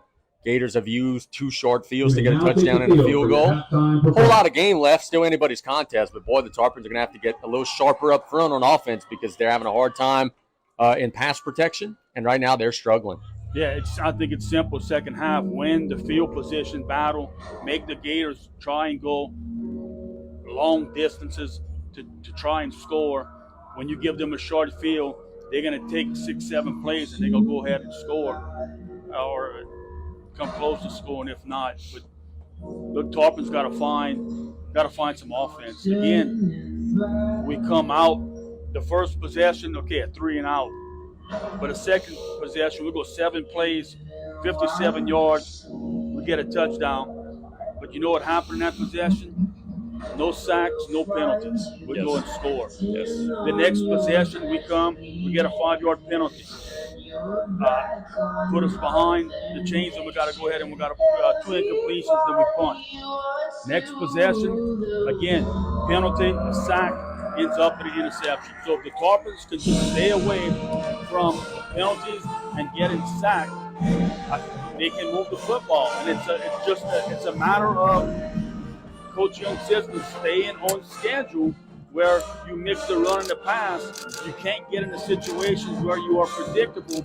We talked about in the pregame that Coach Hawkins and his defensive staff, they love to play games, and when they know you passing the ball, they're going to run these stunts up front, and they can make it tough on you. I really believe that it's going to be a big drive to start the third quarter. The Gators are going to get the ball, assuming they don't break a long kick return. They'll get it to 25, 30, 35-yard line. They're going to have to go the length of the field. I would love to see the Tarpon defense push back, get a 3 and out, and kind of draw that line in the sand right there. Yeah, and look, they can do it. There's no doubt. Again, I still believe on paper the Tarpons are the better team, but they're getting out-executed right now on the field, and you got to turn that around. You're facing a team now that's also starting to believe a little bit. How about this one? Remember I told you on play-by-play today, E.D. White was going to stomp a mud hole in Woodlawn of Baton Rouge? 4 minutes left in the second quarter. E.D. White 36, Woodlawn 7. Wow. I can't wait for E.D. White to play St. James. That's going to be a huge, huge football contest between 2 state powers. Still not able to get a Vanderbilt Catholic score. If we've got any Vanderbilt listeners here, please shoot us the score. That one they're taking on Lutcher. I'm looking all over on Twitter. Haven't seen anything. So please give us an update if you got one. Let's try to find a Destrehan and Hanville score. They're playing. And by the way, all these scoreboard updates are brought to you by 3T, home of the drive-through oil change. Destrehan leading 21-3 over Hanville. That's not a big surprise there.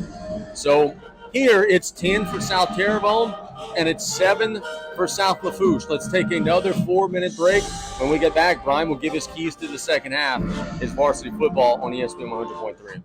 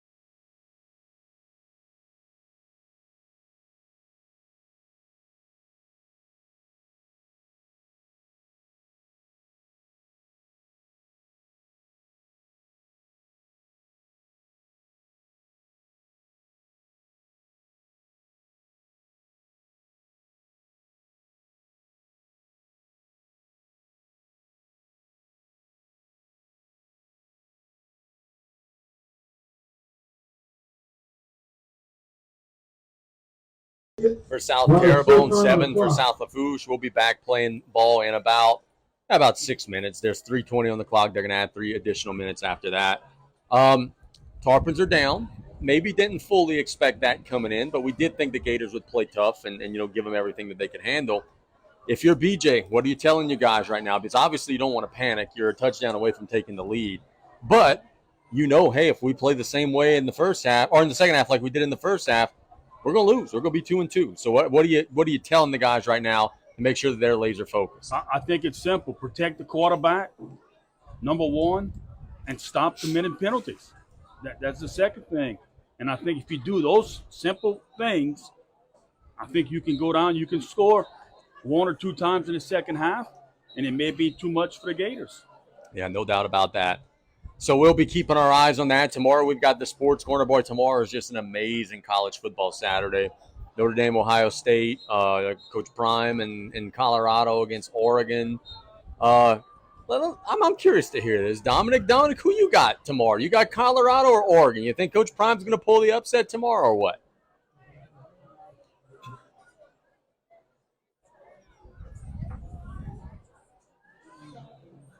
Oh, wow. Okay, he's going with a big upset. He's Okay. going to wear his sunglasses next week. Yeah. Oh, yeah. Got a halftime score, Casey, brought to you by 3T Oil.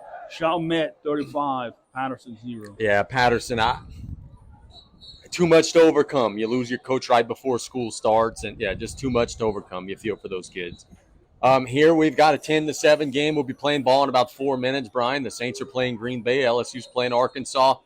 Which of the Louisiana schools is most likely to run into some drama this weekend? Got to be the Saints, right? Saints. Yeah, no doubt. You think LSU's gonna put it on Arkansas pretty good? The line 17 and a half. Yeah, I think so. I think they will. They're at home, playing at night. That's what y'all want. Y'all don't want to play in the day. So Yeah, boy, that didn't work out last week. no, but I think LSU's gonna be fine. I think they're one of the top teams right now, playing well. The only way, I mean, if they would something would happen on the LSU defense where just Arkansas just comes and runs the ball at them, and I don't think they're big running back.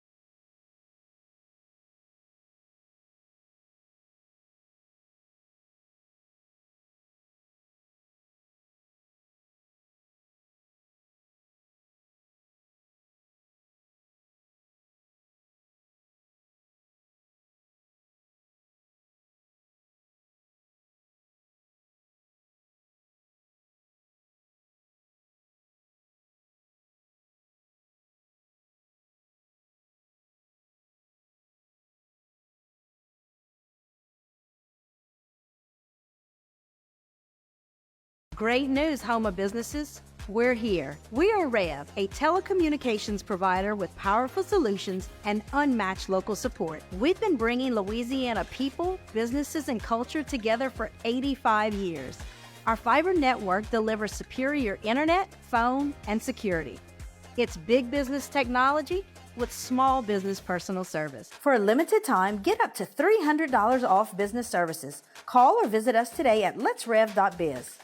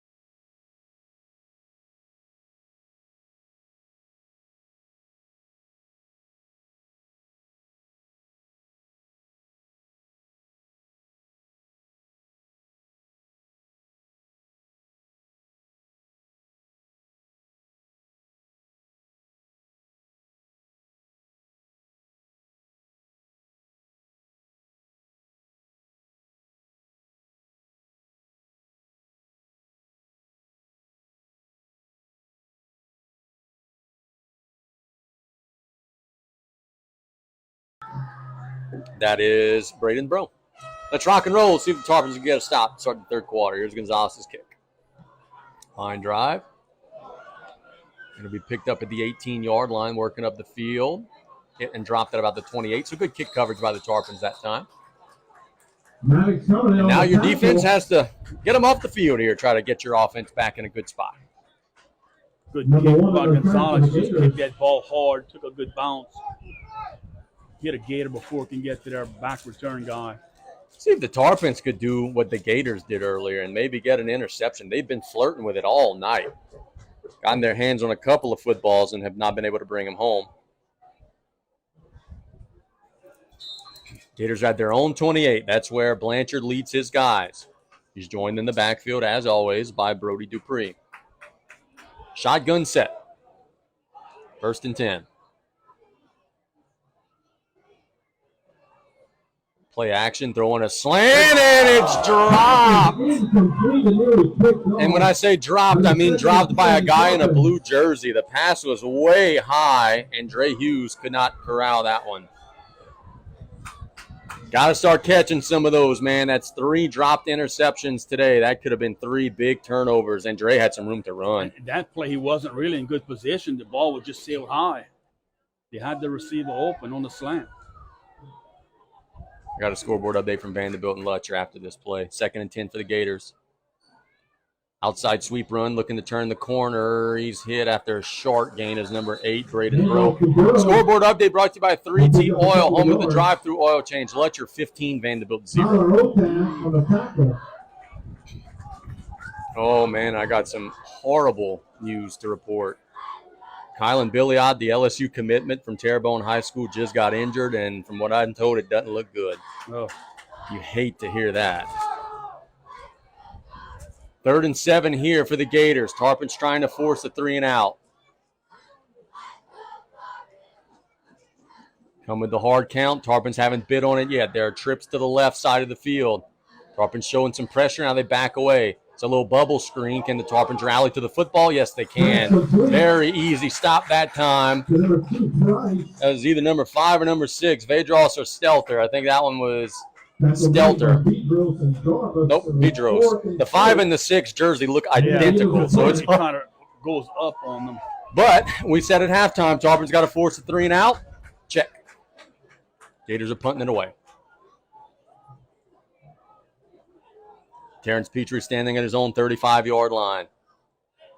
See if the Tarpons could maybe make a play on teams here. Maybe they could go get a block. Not sure what's going on here. They're just letting the clock run. They got 10, yeah. They've got 10 on the field. The equipment issue. Play clock down to 3. That's Delay of game. They didn't get that off. There was a beautiful punt. The Gators are going to. It won't be a delay. It's going to be procedure. Well, you know why it was a procedure? Was when the young man saw the clock hit 0, he just moved. You have nothing to lose at that point. Yep. So it's actually somewhat of a heads-up play, but now it'll be 4th and about 11, 5 yards further back. And unfortunate for the Gators because their punter had unleashed a beauty.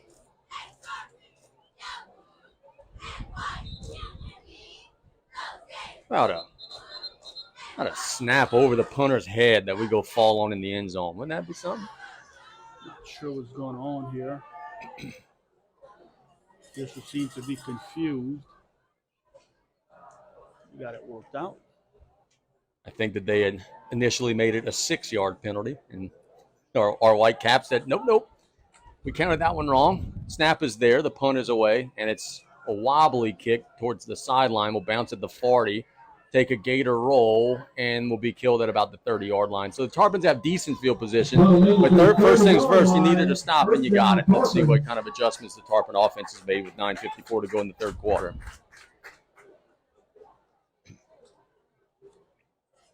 I fully expect the Tarpons to come here and move the ball. Yeah, Dominic thinks it's time for number 10 to maybe make a little push. 1st and 10 from the 30. The Tarpons trailing by 3. I think what you said at halftime is the big one, Brian. I think the Tarpons got to stop playing against themselves. The penalties and miscues. Strong side of the field to the right. Ogeron keeps it. Good call, Dominic. He's got 5 yards. He's got 6 yards across the 35. They haven't stopped that play yet tonight. They've run it now 3 or 4 times, and boy, you just get the feeling they might see it 10, 15 times in this half. Scoreboard update brought to you by 3T, home of the drive-through oil change. CCA 14, Central Catholic 14. That's a halftime score. Trips to the right. 1 2nd and 3. Ogeron in the gun. It's the snap. Inside handoff to Dardar. He's got a Golden Motors first down and more. Good driving run. across the 45. He gets to the 47. That's a gain of about 10. And it's a Golden Motors first down. Good hard running by Dardar, and he did a better job there covering up the football whenever he got into traffic. Nice run by Dardar. Again, that's how the Tarpons, their second possession of the game, going right at them. Got it near midfield, 8:53 and counting in the third quarter. Tarpons looking to try to retake the lead, but still got 52 yards to go. Berg in motion. Meathead with Ogeron in the gun. Inside give off to Meat. Bouncing in the left side of the line. Gets across midfield to the 47. Pickup of about 5. At some point on one of these 2nd and 4s, will BJ play action and try to hit somebody deep? Or do you just say, hey, we're going to do this until you stop us? I keep going at him, right at him. It'll bring up 2nd and a long 4 or a short 5, however you want to do the math. Tarpon's already at the line of scrimmage getting the call from the sidelines.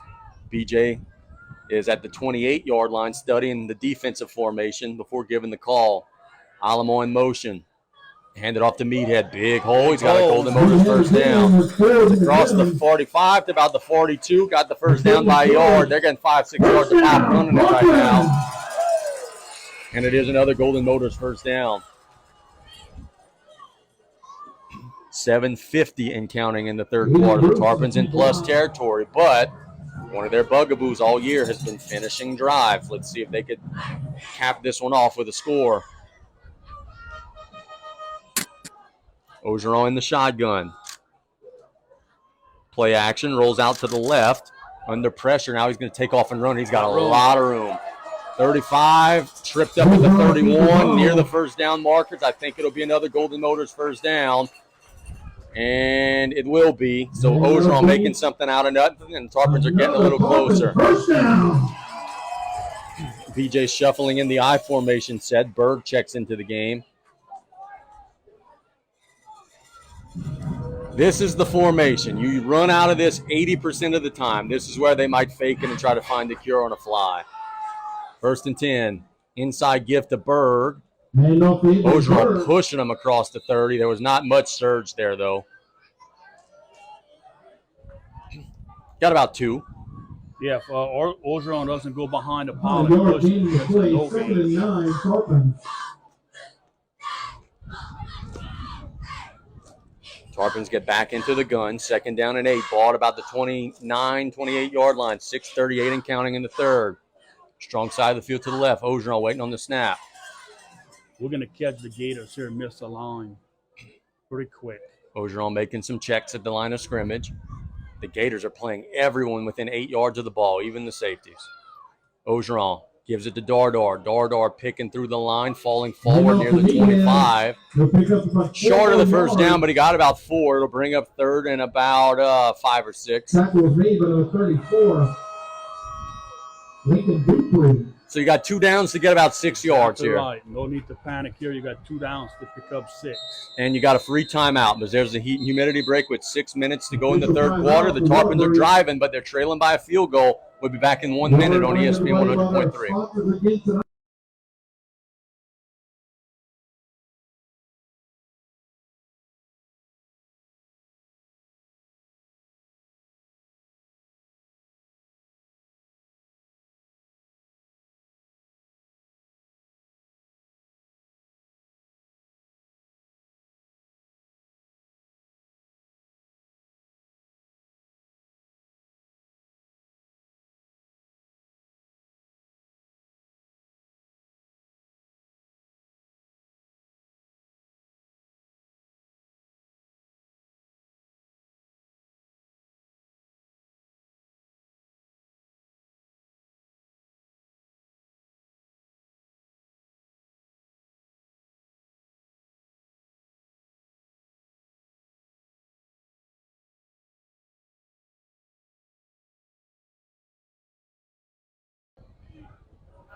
All right, 3rd and 6 for the Tarpons at the Gator 25-yard line, trailing 10-7. Let's see what Coach Young calls out of the humidity break. Halftime score, John Curtis 20, Jesuit 7. Brought you by 3T Oil. Strong side of the field to the left. It's a quarterback power. Ogeron picking through the line. He's near the 1st down 6, and I think he's got it. What did I tell you during the commercial? I said, I'm running a quarterback dive 2 plays in a row. They didn't need to do it 2 plays in a row because they just got themselves in the absolute fitness red zone. You told me you would throw it deep. No, you lying. Yeah. You lying. And guess what? I'm probably running it 2 or 3 times in this down and distance here too, as they have not stopped it yet. Ball to your best playmaker. 1st and 10 from the 20. Ogeron looking to throw. He's got Petrie. What a catch. That was not a very good throw from Carson. If it would have been, Terrence could have maybe caught it and run, but he made an excellent grab at the 16-yard line, and it's a pickup about 4. Oh, they mark back at the 17. But those 3 yards, 2nd and 7, is a whole lot better than 2nd and 10. So great grab there by Terrence. And that's one Carson would like to have back, because if that one were a little more accurate, Terrence could have caught and run. Power eye set. We have a flag on the play. Offsides on South Terrebonne. Boy. The ball will now move from the 17 to the 12. It'll be 2nd and about 2 now. And the thing that's going to drive Aaron Babin crazy, they're in a run formation. Why the hell is your cornerback jumping offsides? That is a very costly penalty to bring up 2nd and 2 from the 12. 4:55 and counting in the 3rd quarter. Tarpon's trying to retake the advantage in what has been a back and forth ball game tonight. Ogeron in the eye. Man in motion. Give it to Meathead. Meathead's got a 1st down, driving inside the 10. It'll be a Golden Motors 1st down. Tarpons will play a 1st and goal from the 9. Now, this is not something that BJ's thinking about even right now, but you are in the range to where if you stall out, you could potentially tie the game. In case we talked about absoluteness, absolute fitness. Red zone. Have you ever been to that place? I need to. Beautiful. I've heard nothing but good things. 1st and 10 out of the gun. Ogeron. It's a quarterback draw. He loses his footing. Now bounces outside. Can he turn the corner? And trying to make a man miss. Good open field tackle by the Gators that time. I think that was number 54 on the stop. Cullen Chauvin, who might have prevented a touchdown. Carson got about a yard or two, but nothing more. Game of the inches. Carson's knee must have come an inch from touching the turf. And boy, wouldn't that have been a tough loss. Yeah. 2nd and goal from the 7. The Tarpons are bringing the heavies back in. That's Berg, our homecoming king here. Again, if you're just joining, congratulations to Valeria Galicia, and Abram Berg. Tarpons in the eye. Play action, bootleg. He's got a man, but he doesn't see him. Now he reverses to the left, and he's in. Carson could have thrown it for a touchdown, but boy, he had a guy wide open, but he reversed his field and ran it for a touchdown. There's no flags. The Tarpons lead 13-10. Good initial pressure by the Gators on the bootleg, but you can't out-athlete the best athlete on the field, and Carson did an excellent job there. You hit a receiver open, didn't see it, reversed his field, and he just used his speed to get into the end zone. And give Dominic a gold star. He told us when the quarter started, hey, number 10's about ready to start running the ball, and we saw it several times on that drive. A big extra point here, though, for the Tarpons to try to make the Gators have to score a touchdown. Snap is there. Kick is up. It looks good. It is good. The Tarpons lead 14-10. Lafourche retakes the lead. Let's see if they can get a defensive stop. We'll be back in 1 minute with more on ESPN 100.3.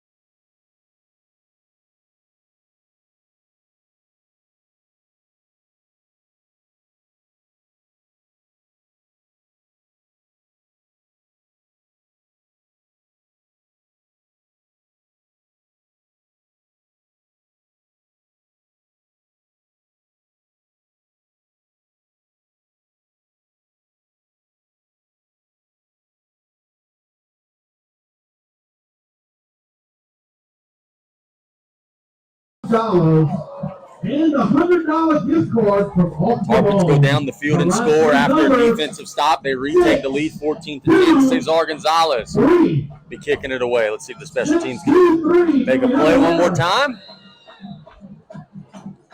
Cesar with the ball on the tee. Gets a big old 12-yard head start. Little pop-up kick. That's going to be fielded at the 30. Fair caught at the 28-yard line by number 24 of the Gators, Jake Dardar. And it looks like Darby Shotsaw is the winner. Dr. Darby Shasson just won the half and half. Make the right call. Get your eyes checked by Dr. Darby Shasson. Boy, he's never seen clearer than when he saw his winning numbers on those tickets. I hope he didn't misread the numbers on the ticket, because that's not good. 1st and 10 for the Gators at their own 29. Let's see if the Tarpon defense can get another stop and we can maybe go back at them. Blanchard will be in the pistol with the usual running back, Brody Dupree. Tarpons have been flirting with forcing a turnover all night. Our previous quarterback club president. There's a snap, inside handoff, not much, very little. Got across the 30, maybe got a yard and a half, and a very late flag comes in.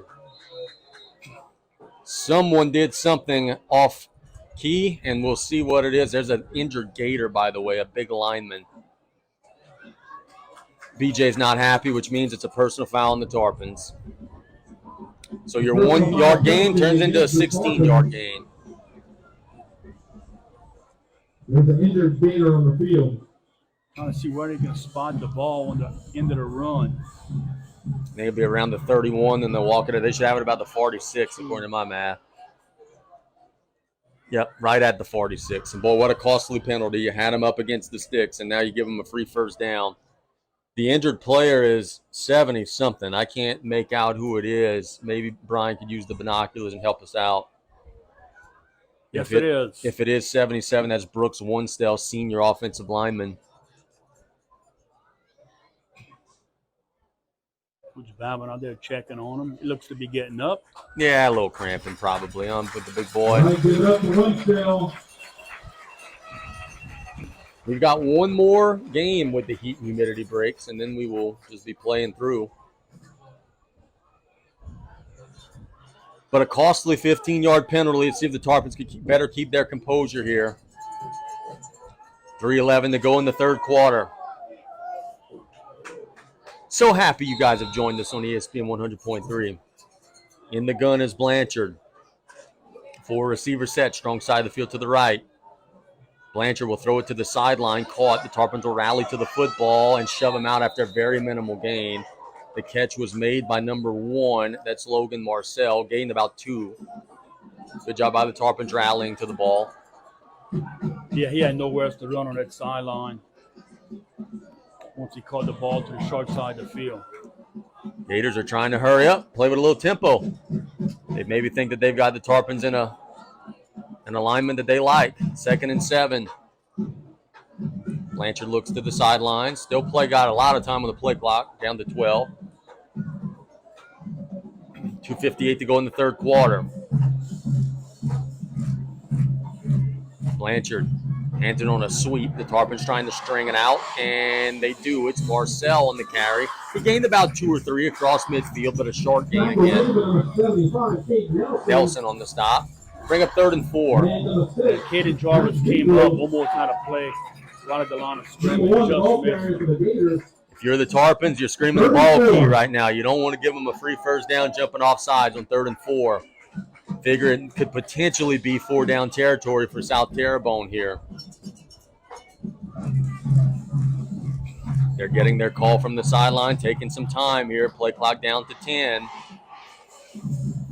And down to 7. They're still making some checks. This might end up being a timeout if they don't hurry. Yeah, Coach Babin running on the sideline. And he will call a timeout right before the play.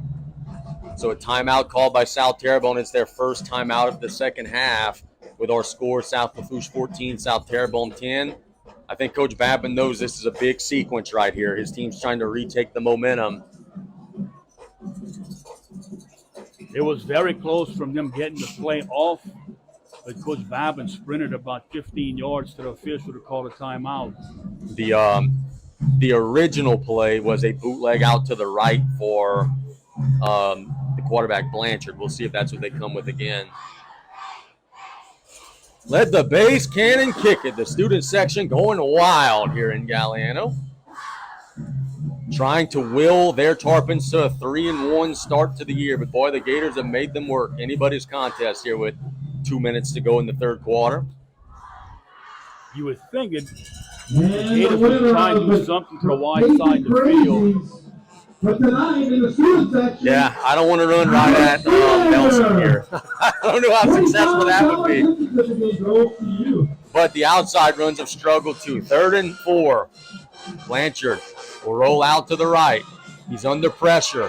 He will throw it to a wide-open receiver who dropped it. They had a man wide open, number 8, Braden Bro, and it popped off of his shoulder pads. The Gators are going to punt, and again, I don't trust them as far as I can throw them. 4th and 4 in plus territory. I'm just playing safe defense right here if I'm the Tarpons. Yeah, Bro was wide open. He was actually 3 yards, 4 yards beyond the sticks to pick up the first down. Tarpons better be careful here. Something about this feels a little fishy to me. No, they got a punt. There's the snap, and he does punt it away. It's a beautiful kick. Terrence needs to just get away from that one. Good coffin corner punt goes out of bounds. Tarpons will be pinned back at, still moving, about the 18-yard line. So Tarpons will take over there, looking to add to their lead. And look, with as much of a struggle as it's been for the Gators on offense at times, if you're South Lafourche, you get a touchdown here, you're starting to feel real good about yourself. but you've got 82 yards to go first. I think if you just flip the field right here.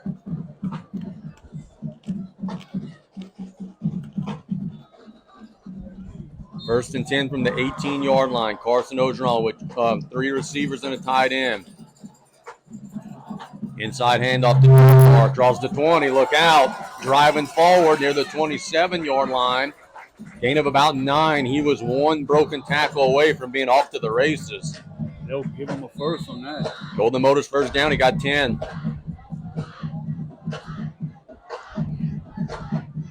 You just wonder if as this game goes on, if that Tarpon offensive line might start wearing down that defensive line, because they've been running it pretty easily here in the second half so far.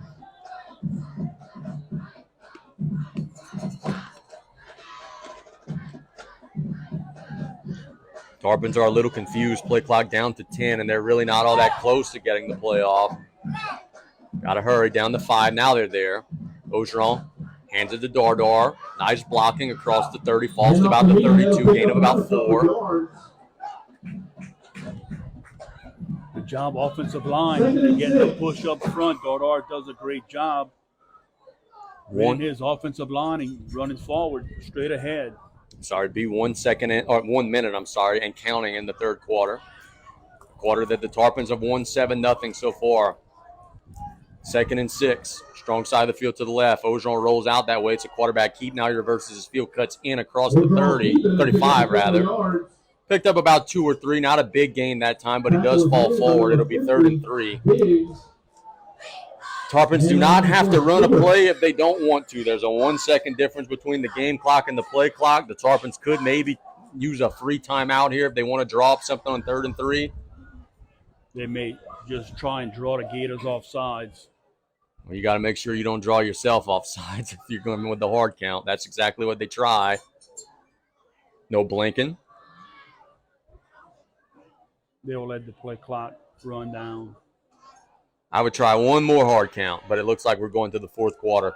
Our score after 3, South Lafourche 14, South Terrebonne 10. We'll be back in 1 minute.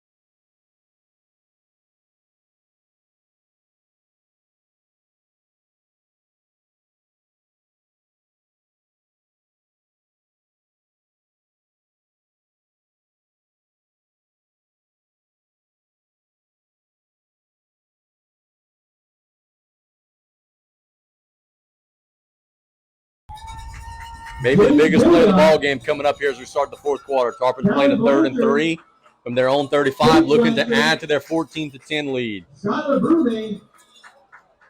What can BJ dial up here? The passing game has not been the strong suit tonight, but the Tarpons have run it effectively.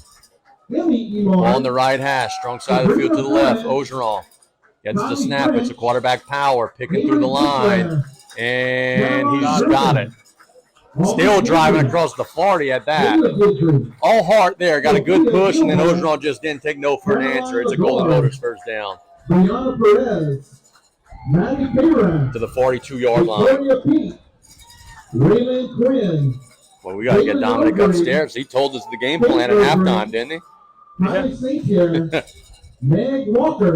First and 10, ball at the 42-yard line. Ball smack dab in the middle of the field, trip to the right. Now it's Dove to the right as Berg goes in motion. Hand off to Dardar. Nice hole across the 45, driving near midfield to the 49. Pickup of about 7. There are a lot of Tarpon fans who I'm sure are enjoying the power element of the game plan tonight. Tarpons are just lining up and just running it. That was made number 16 for the Gators. Empty set for Ogeron here in the gun. Will he keep it this time on 2nd and 2? He does. It's quarterback draw, trying to bounce outside. Not anything there, but Carson does an outstanding job of only losing a yard. He was trapped and in jail at about the 45-yard line, but ended up getting back to the 48 and only losing about a yard. Yeah, a great job getting to only lose one. My guy Brogdanos just said he's listening to us on ESPN 100.3 all the way from the Barataria Pass, doing a little fishing with Kevin John Terrebonne. Thanks for listening, guys. Empty set for Carson again. 4 receivers on the field. Carson with a straight drop. Now flushed out to the right. Looking to run. Trying to turn the corner. He's got a Golden Motors first down. Across the 45. Again, the phrase I used earlier in the game, you can't out-athlete the best athlete, and that's just Carson making a play there. Yeah, Carson's just getting out in space and making people miss, using his quickness. We have an injured South Terrebonne player on the far side, on the sideline, laying at the 33-yard line. The Tarpons will play a 1st and 10 after another Golden Motors first down. 10-10 to go in regulation. If the Tarpons turn this into a 2-score game, you're feeling really good if you're O'Brien Joseph Young. Because right now you're controlling the clock, you're controlling the line of scrimmage, you're keeping possession of the ball.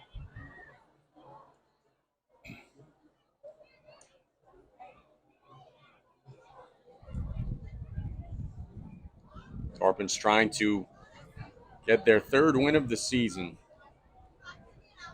Okay, so we got to shout out the big offensive line for the Tarpons. They're doing a great job this second half. Mason Alamo, Aiden Bruce, Sawyer Wells, Carter Colley, Bo George is up front, getting the push up front, doing a super job. The injured Gator limps off. I apologize. I mean, he was so far away from us. He's all the way on the South Terrebonne sideline. I couldn't make out a number. But that injury timeout brought to you by Thibodaux Regional. Ogeron back in the gun, 1st and 10 for the Tarps. Inside gift to Dardar, picking through the line. Shorter gain that time, but he still gets about 3 or 4 near the 40-yard line. Meathead on the carry. Looks like he'll pick up about 4 yards. It's easy to call offense when it's 2nd and 6 and 3rd and 2 all game, and that's what the Tarpons are doing, winning first down. And you mentioned it at half, and I'm knocking on wood as I say it. They have avoided the penalties and the false starts and the holdings and the things that have been shooting himself in the foot. 2nd and 6. Ogeron directing traffic. Play action, rolls out. He's got Berg wide open. How much is he going to run? 35, 30. Pushed out of bounds at the 28. It's Golden Motors first down for the Tarpons. A little extracurricular perhaps after, but it doesn't draw a flag. That'll be good for Tarpons. First down. Tarpons are inching closer. They're at the 28-yard line, knocking on the door of the Absolute Fitness red zone. Nice job. You run, and get the H back out on the flats. It was wide open. Now can you finish it off with points? Trips to the left, weak side of the field. In motion, Petrie. Inside gift to Dardar, picking through the line. Not much. Got to about the 26, gain of about 2. 9:04 and counting. Boy, that's the thing about this drive from the Tarpons' perspective. If they do score a touchdown, they have taken a ton of time off the clock here in this drive. 8:50 and counting. 14-10 in favor of the Tarpons. 2nd and about 8. Strong side of the field to the right. The Tarps have trips that way. Ogeron keeps it, riding the back of the offensive line, falling forward near the 20. Gain of about 6 will bring up 3rd and about 1. Yeah, that Gator defense up front looks to be getting a little bit tired. Tarpons, once again, doing a great job up front, getting that initial push off the line of scrimmage. And Ogeron's just in the backfield, and Meathead, they just waiting, looking for their spots, and they see a little hole, and they get that extra push, and they're falling forward. Tarpons bring in that power eye on 3rd and a long 1. Will they give it to the homecoming king here? Nope, giving it to Meathead up the middle. He's got the first down, I think. Yep, Golden Motors first down inside the 20. The Tarpons are now in the absolute fitness red zone. 7:56 and counting. South Lafourche draining that clock out. And if they could punch a touchdown in right here, we'll be feeling very good about themselves. This is just some old school Tarpon football right here. Running in between the tackles, daring you to stop it. Yeah, nothing fancy, 3 or 4 yards a pop. Staying ahead of the chains. Staying in that eye. Will they bootleg Carson out here? Maybe try with a little trick. So it's a toss. Meathead looking to turn the corner. Does turn the corner inside the 15. He's pushed out of bounds. That's a late hit. That goes uncalled. He got hammered out of bounds at around the 10-yard line. He was easily on the white there. I don't know what more would you need to get that call. But instead, it'll be a gain of 8 and 2nd and 2. Tarpon's now at the 10-yard line. Dominic, was he on the white when that hit occurred, sir? You're closer than us. Yep, thought so too. Speaking of absolute fitness red zone for South Lafourche playing a 2nd and 2. Strong side of the field to the right. Ogeron rolls out to the right. Now cuts back in inside the 5. He's got a Golden Motors first down. Driving around the 4. And it'll be 1st and goal for the Tarpons.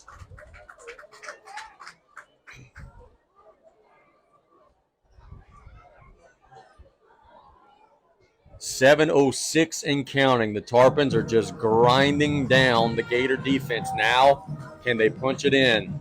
Yeah, this is a drive that will break your back right here. Still 4 yards left to get. 6:53 and counting. Tarpons in a power eye set. Ogeron gives it to Berg, and they'll push. He's in. And he's awfully close. Goodness. They'll mark him out or down at about the 1, but it is still only 2nd down. Tarpons will have to run a play before the hydration break. Pick up a couple of yards. Ball's at the 1. I'm giving it to Berg again. I'm giving it to Berg 3 times in a row if I have to. 6:23 and counting. The Tarpons lead 14-10, looking to add some insurance. Out of the eye. Ogeron keeps. Ogeron's in easy. Upstanding. No signal. Oh, they're going to say he's... Yeah, what are we waiting for? Carson Ogeron's 4 yards into the end zone, and the officials are ruling someone down at the 1-yard line. Give me a break. It is a touchdown for Carson Ogeron, but my goodness, we got to do better than that. Carson was in the end zone by 3 yards with the football, and the officials thought someone else had the ball. It is 20-10.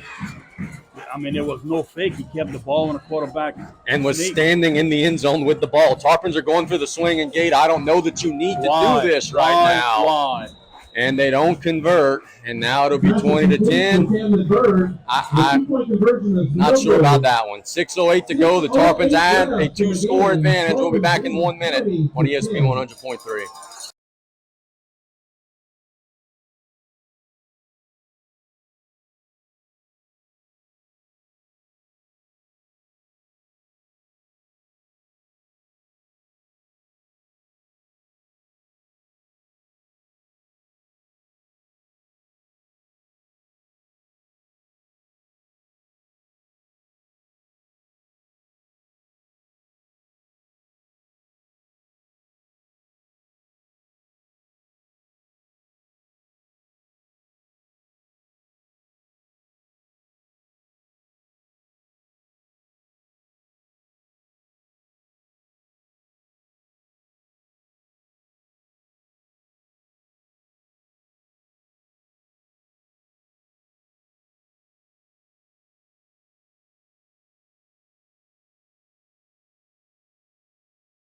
Well, the good news is that South Lafourche now leads 20-10. Maybe a little bit of overcoaching, though, perhaps, there on the swing and gate try.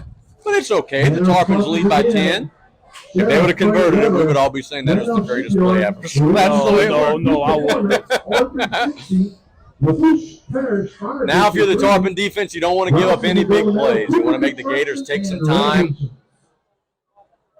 After this kickoff, we should have a heat and humidity break. It's the kick. Be caught at about the 15-yard line, working up the field. Cutting in towards the middle, making a man miss is number 1. Still going. Look out. He's gone. And for the second play in a row, the Tarpon special teams. Oh, he's going to block him in the back. No. Gives up a score. Number 1 was He's gone. Number 1, Logan Marcel. The Tarpons had him corralled, and just when it felt like the Gators were running out of life, they run the kickoff back for a touchdown, and it's 20-16. That, my friend, cannot happen. Yep. Now, what if they would go for 2 right here? They're not, but.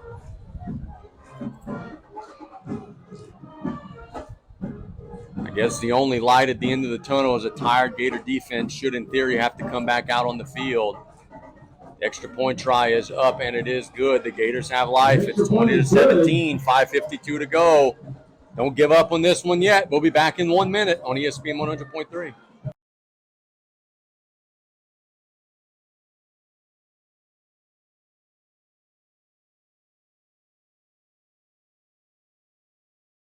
The commercial, but Coach, we literally just said no more than a second ago, you got to make them use some time, and then they house the kickoff return just like that, get right back in it. So, look, our defense is playing great, but I think the biggest key to this game, I'm looking at it, the Tarpons this half ran 28 plays, the Gators 10, and 2 of them plays were punts. So actually they ran 8 plays compared to the Tarpons 28. That's ball control, going right at you, running that clock. And now can you run the clock out here?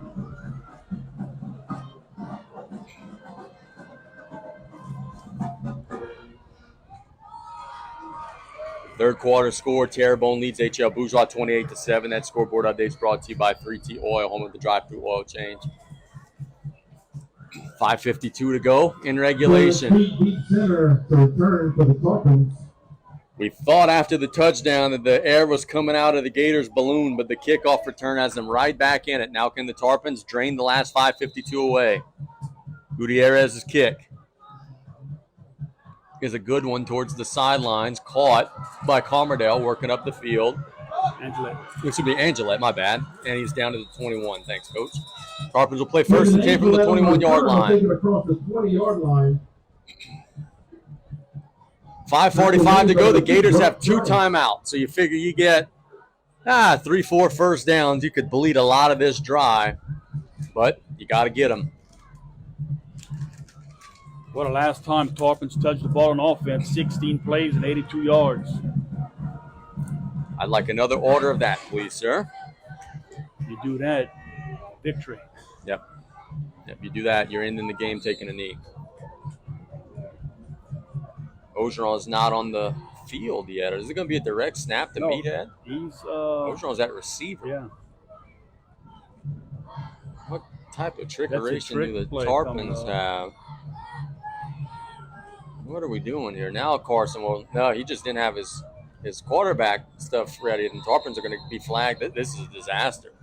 False start before the play. Carson didn't have a piece of equipment or something, and it'll be 1st and 15. I don't know what that was.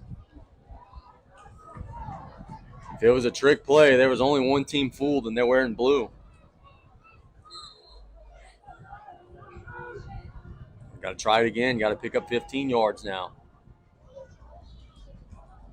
We're going to roll out to the right, and he's hit and dropped behind the line of scrimmage. There's that life again. When you make mistakes and let your opponent hang around, Diggs on the tackle. It'll be 2nd and long for the Tarpons, 5:30 and counting.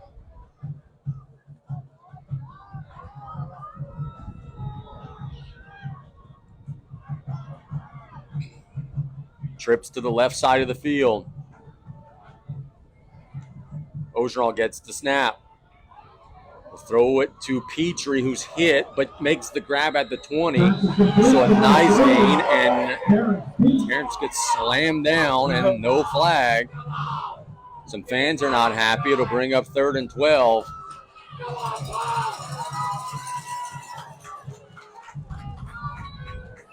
Terrence caught it, was getting driven backwards, and then got power drive to the turf. That one was a very risky play by the Gators to bring up 3rd and 12 for the Tarpons. They've got to get to the 32-yard line. Huge snap for South Terrebonne here. Play clock down to 11. Game clock 4:30 and counting. Are they going to roll Ogeron out? Nope, straight drop. Under some pressure. Now he's going to roll out. He's going to step up, and he's going to go down at the 17-yard line. Tarpons are going to have to win this game on defense, it looks like, because they're going to have to punt it away. Give up a kick return, go 3 and out. You're trying to find excuses to give this one back.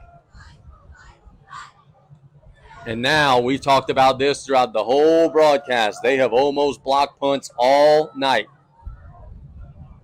You got to get the ball to Coleman first, and then hope he gets a good one away. Number 2, Brock Price is back deep to return.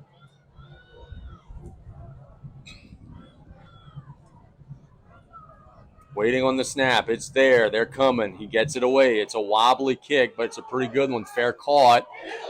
And did that ball hit the Gators? The Tarpons fall on it. That ball might have hit the Gators. What are the officials saying? There's no signal yet. The Tarpons think it's their ball, and it's going to the Gators at the 43-yard line. I will say this. The only reason why I think the ball maybe did not hit him I know what you're going to say. is because he didn't try to fall on it. Yeah, he ran away from it.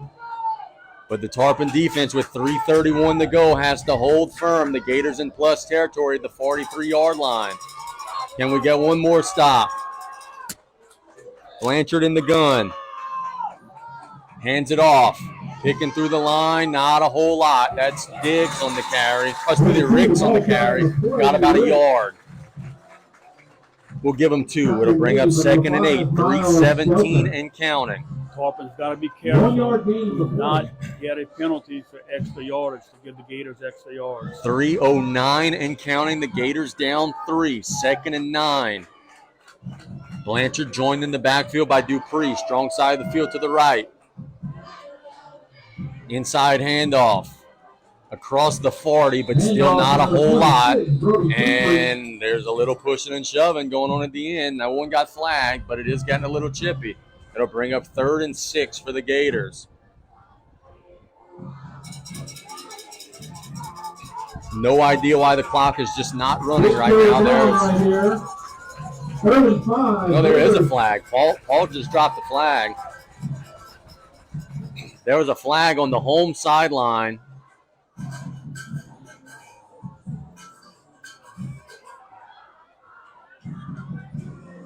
And what's the call?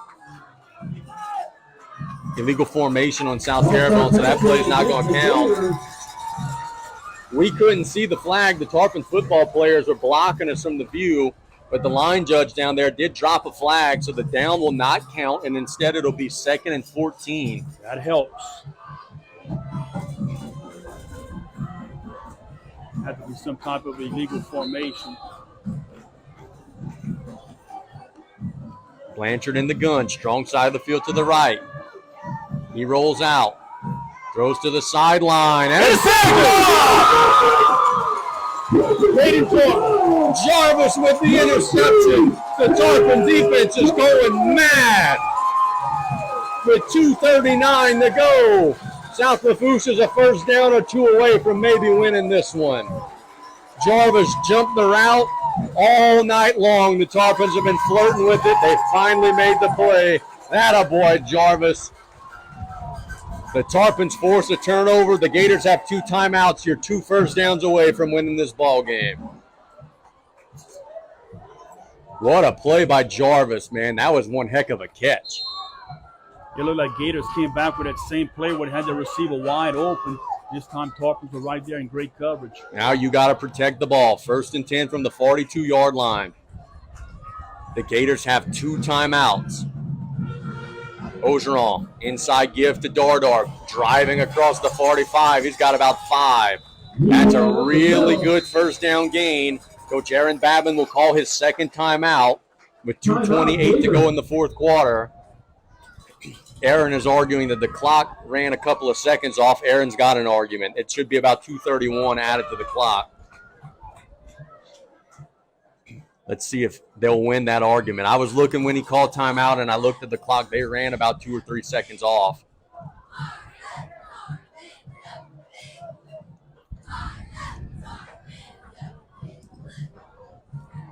With Coach Babin calling his timeout there, they've got one left. If the Tarpons could get a first down here, you could really pretty much run it down to nothing at that point after. Fish was talking to Truck on the sideline.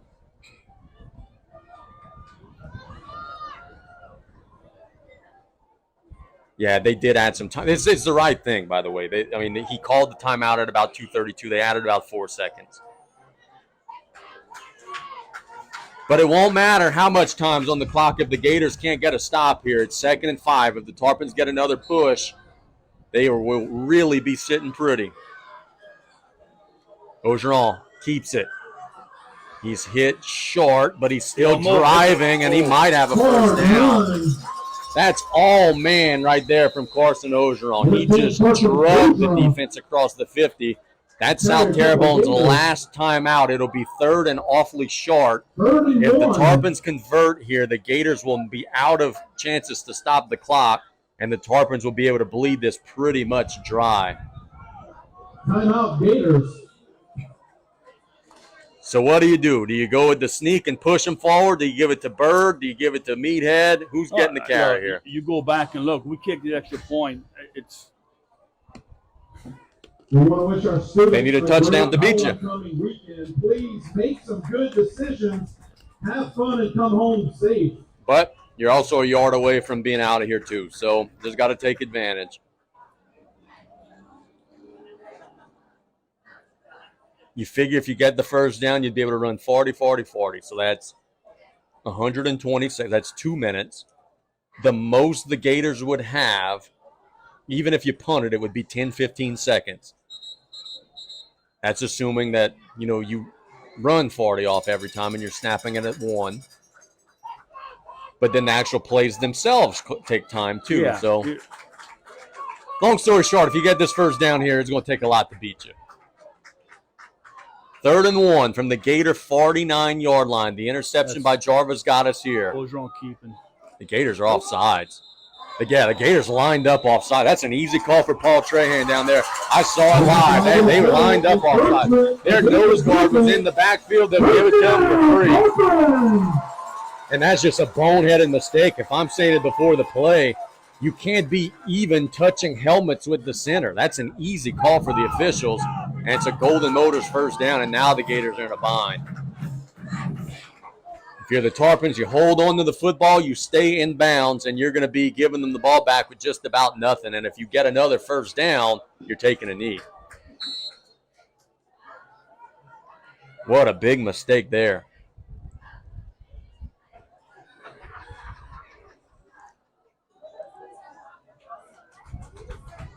Yeah, you can almost you can't take a knee and run it out, but it would be close.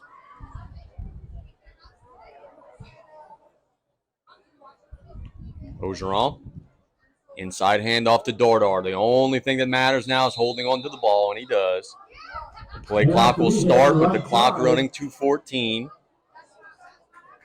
The next snap will be with about 1:40 or so left.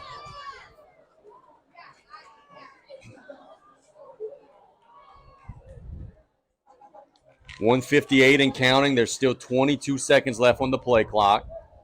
Tarpons can milk this thing pretty much all the way down. You might have to do something on 4th down, maybe to just take a snap and run around for a while.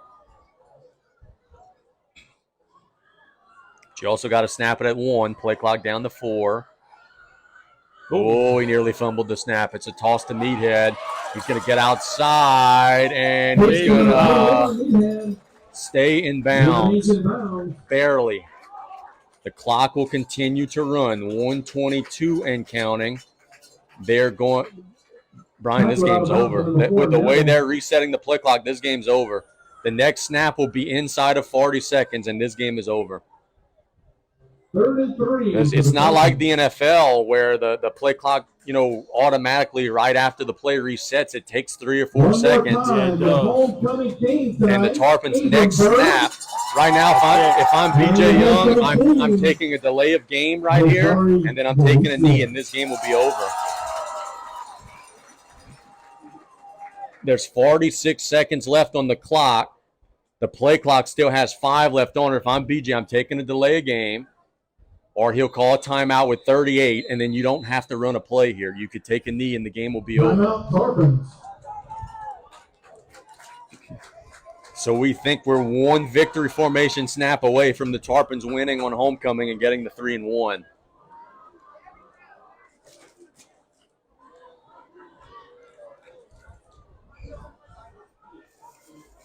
AD White 50-7.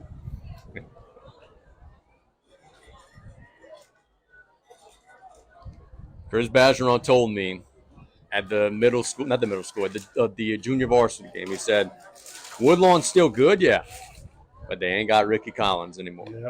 Yep. And sure enough. Well, the Tarpons coming out that last play, they almost bobbled a snap and run a toss play. Almost got out of bounds, almost fumbled the snap. But you're now just one snap away from getting to 3-1 and surpassing your win total of last year on September 22nd. Victory formation. Bergeron will get in the victory formation. And, baby, this game's over. There's the knee. South Lafourche is going to get a 20-17 homecoming win, get to 1-0 in district play.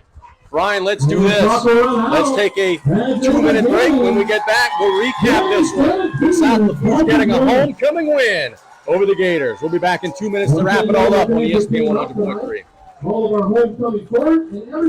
for our listeners on Bayou Sports, we're going to give our Billy Joe Brune Edison Schwess Offshore Bay Tie of the Game Award. Tonight, it goes to Landon Meathead Dardar, running hard between the tackles throughout the game. And our player of the game has got to be Jarvis with the game-winning interception for the Tarpons to improve to 3-1. South Lafourche gets the win. Thanks so much to everyone for watching. Good night, everybody. Have a blessed night.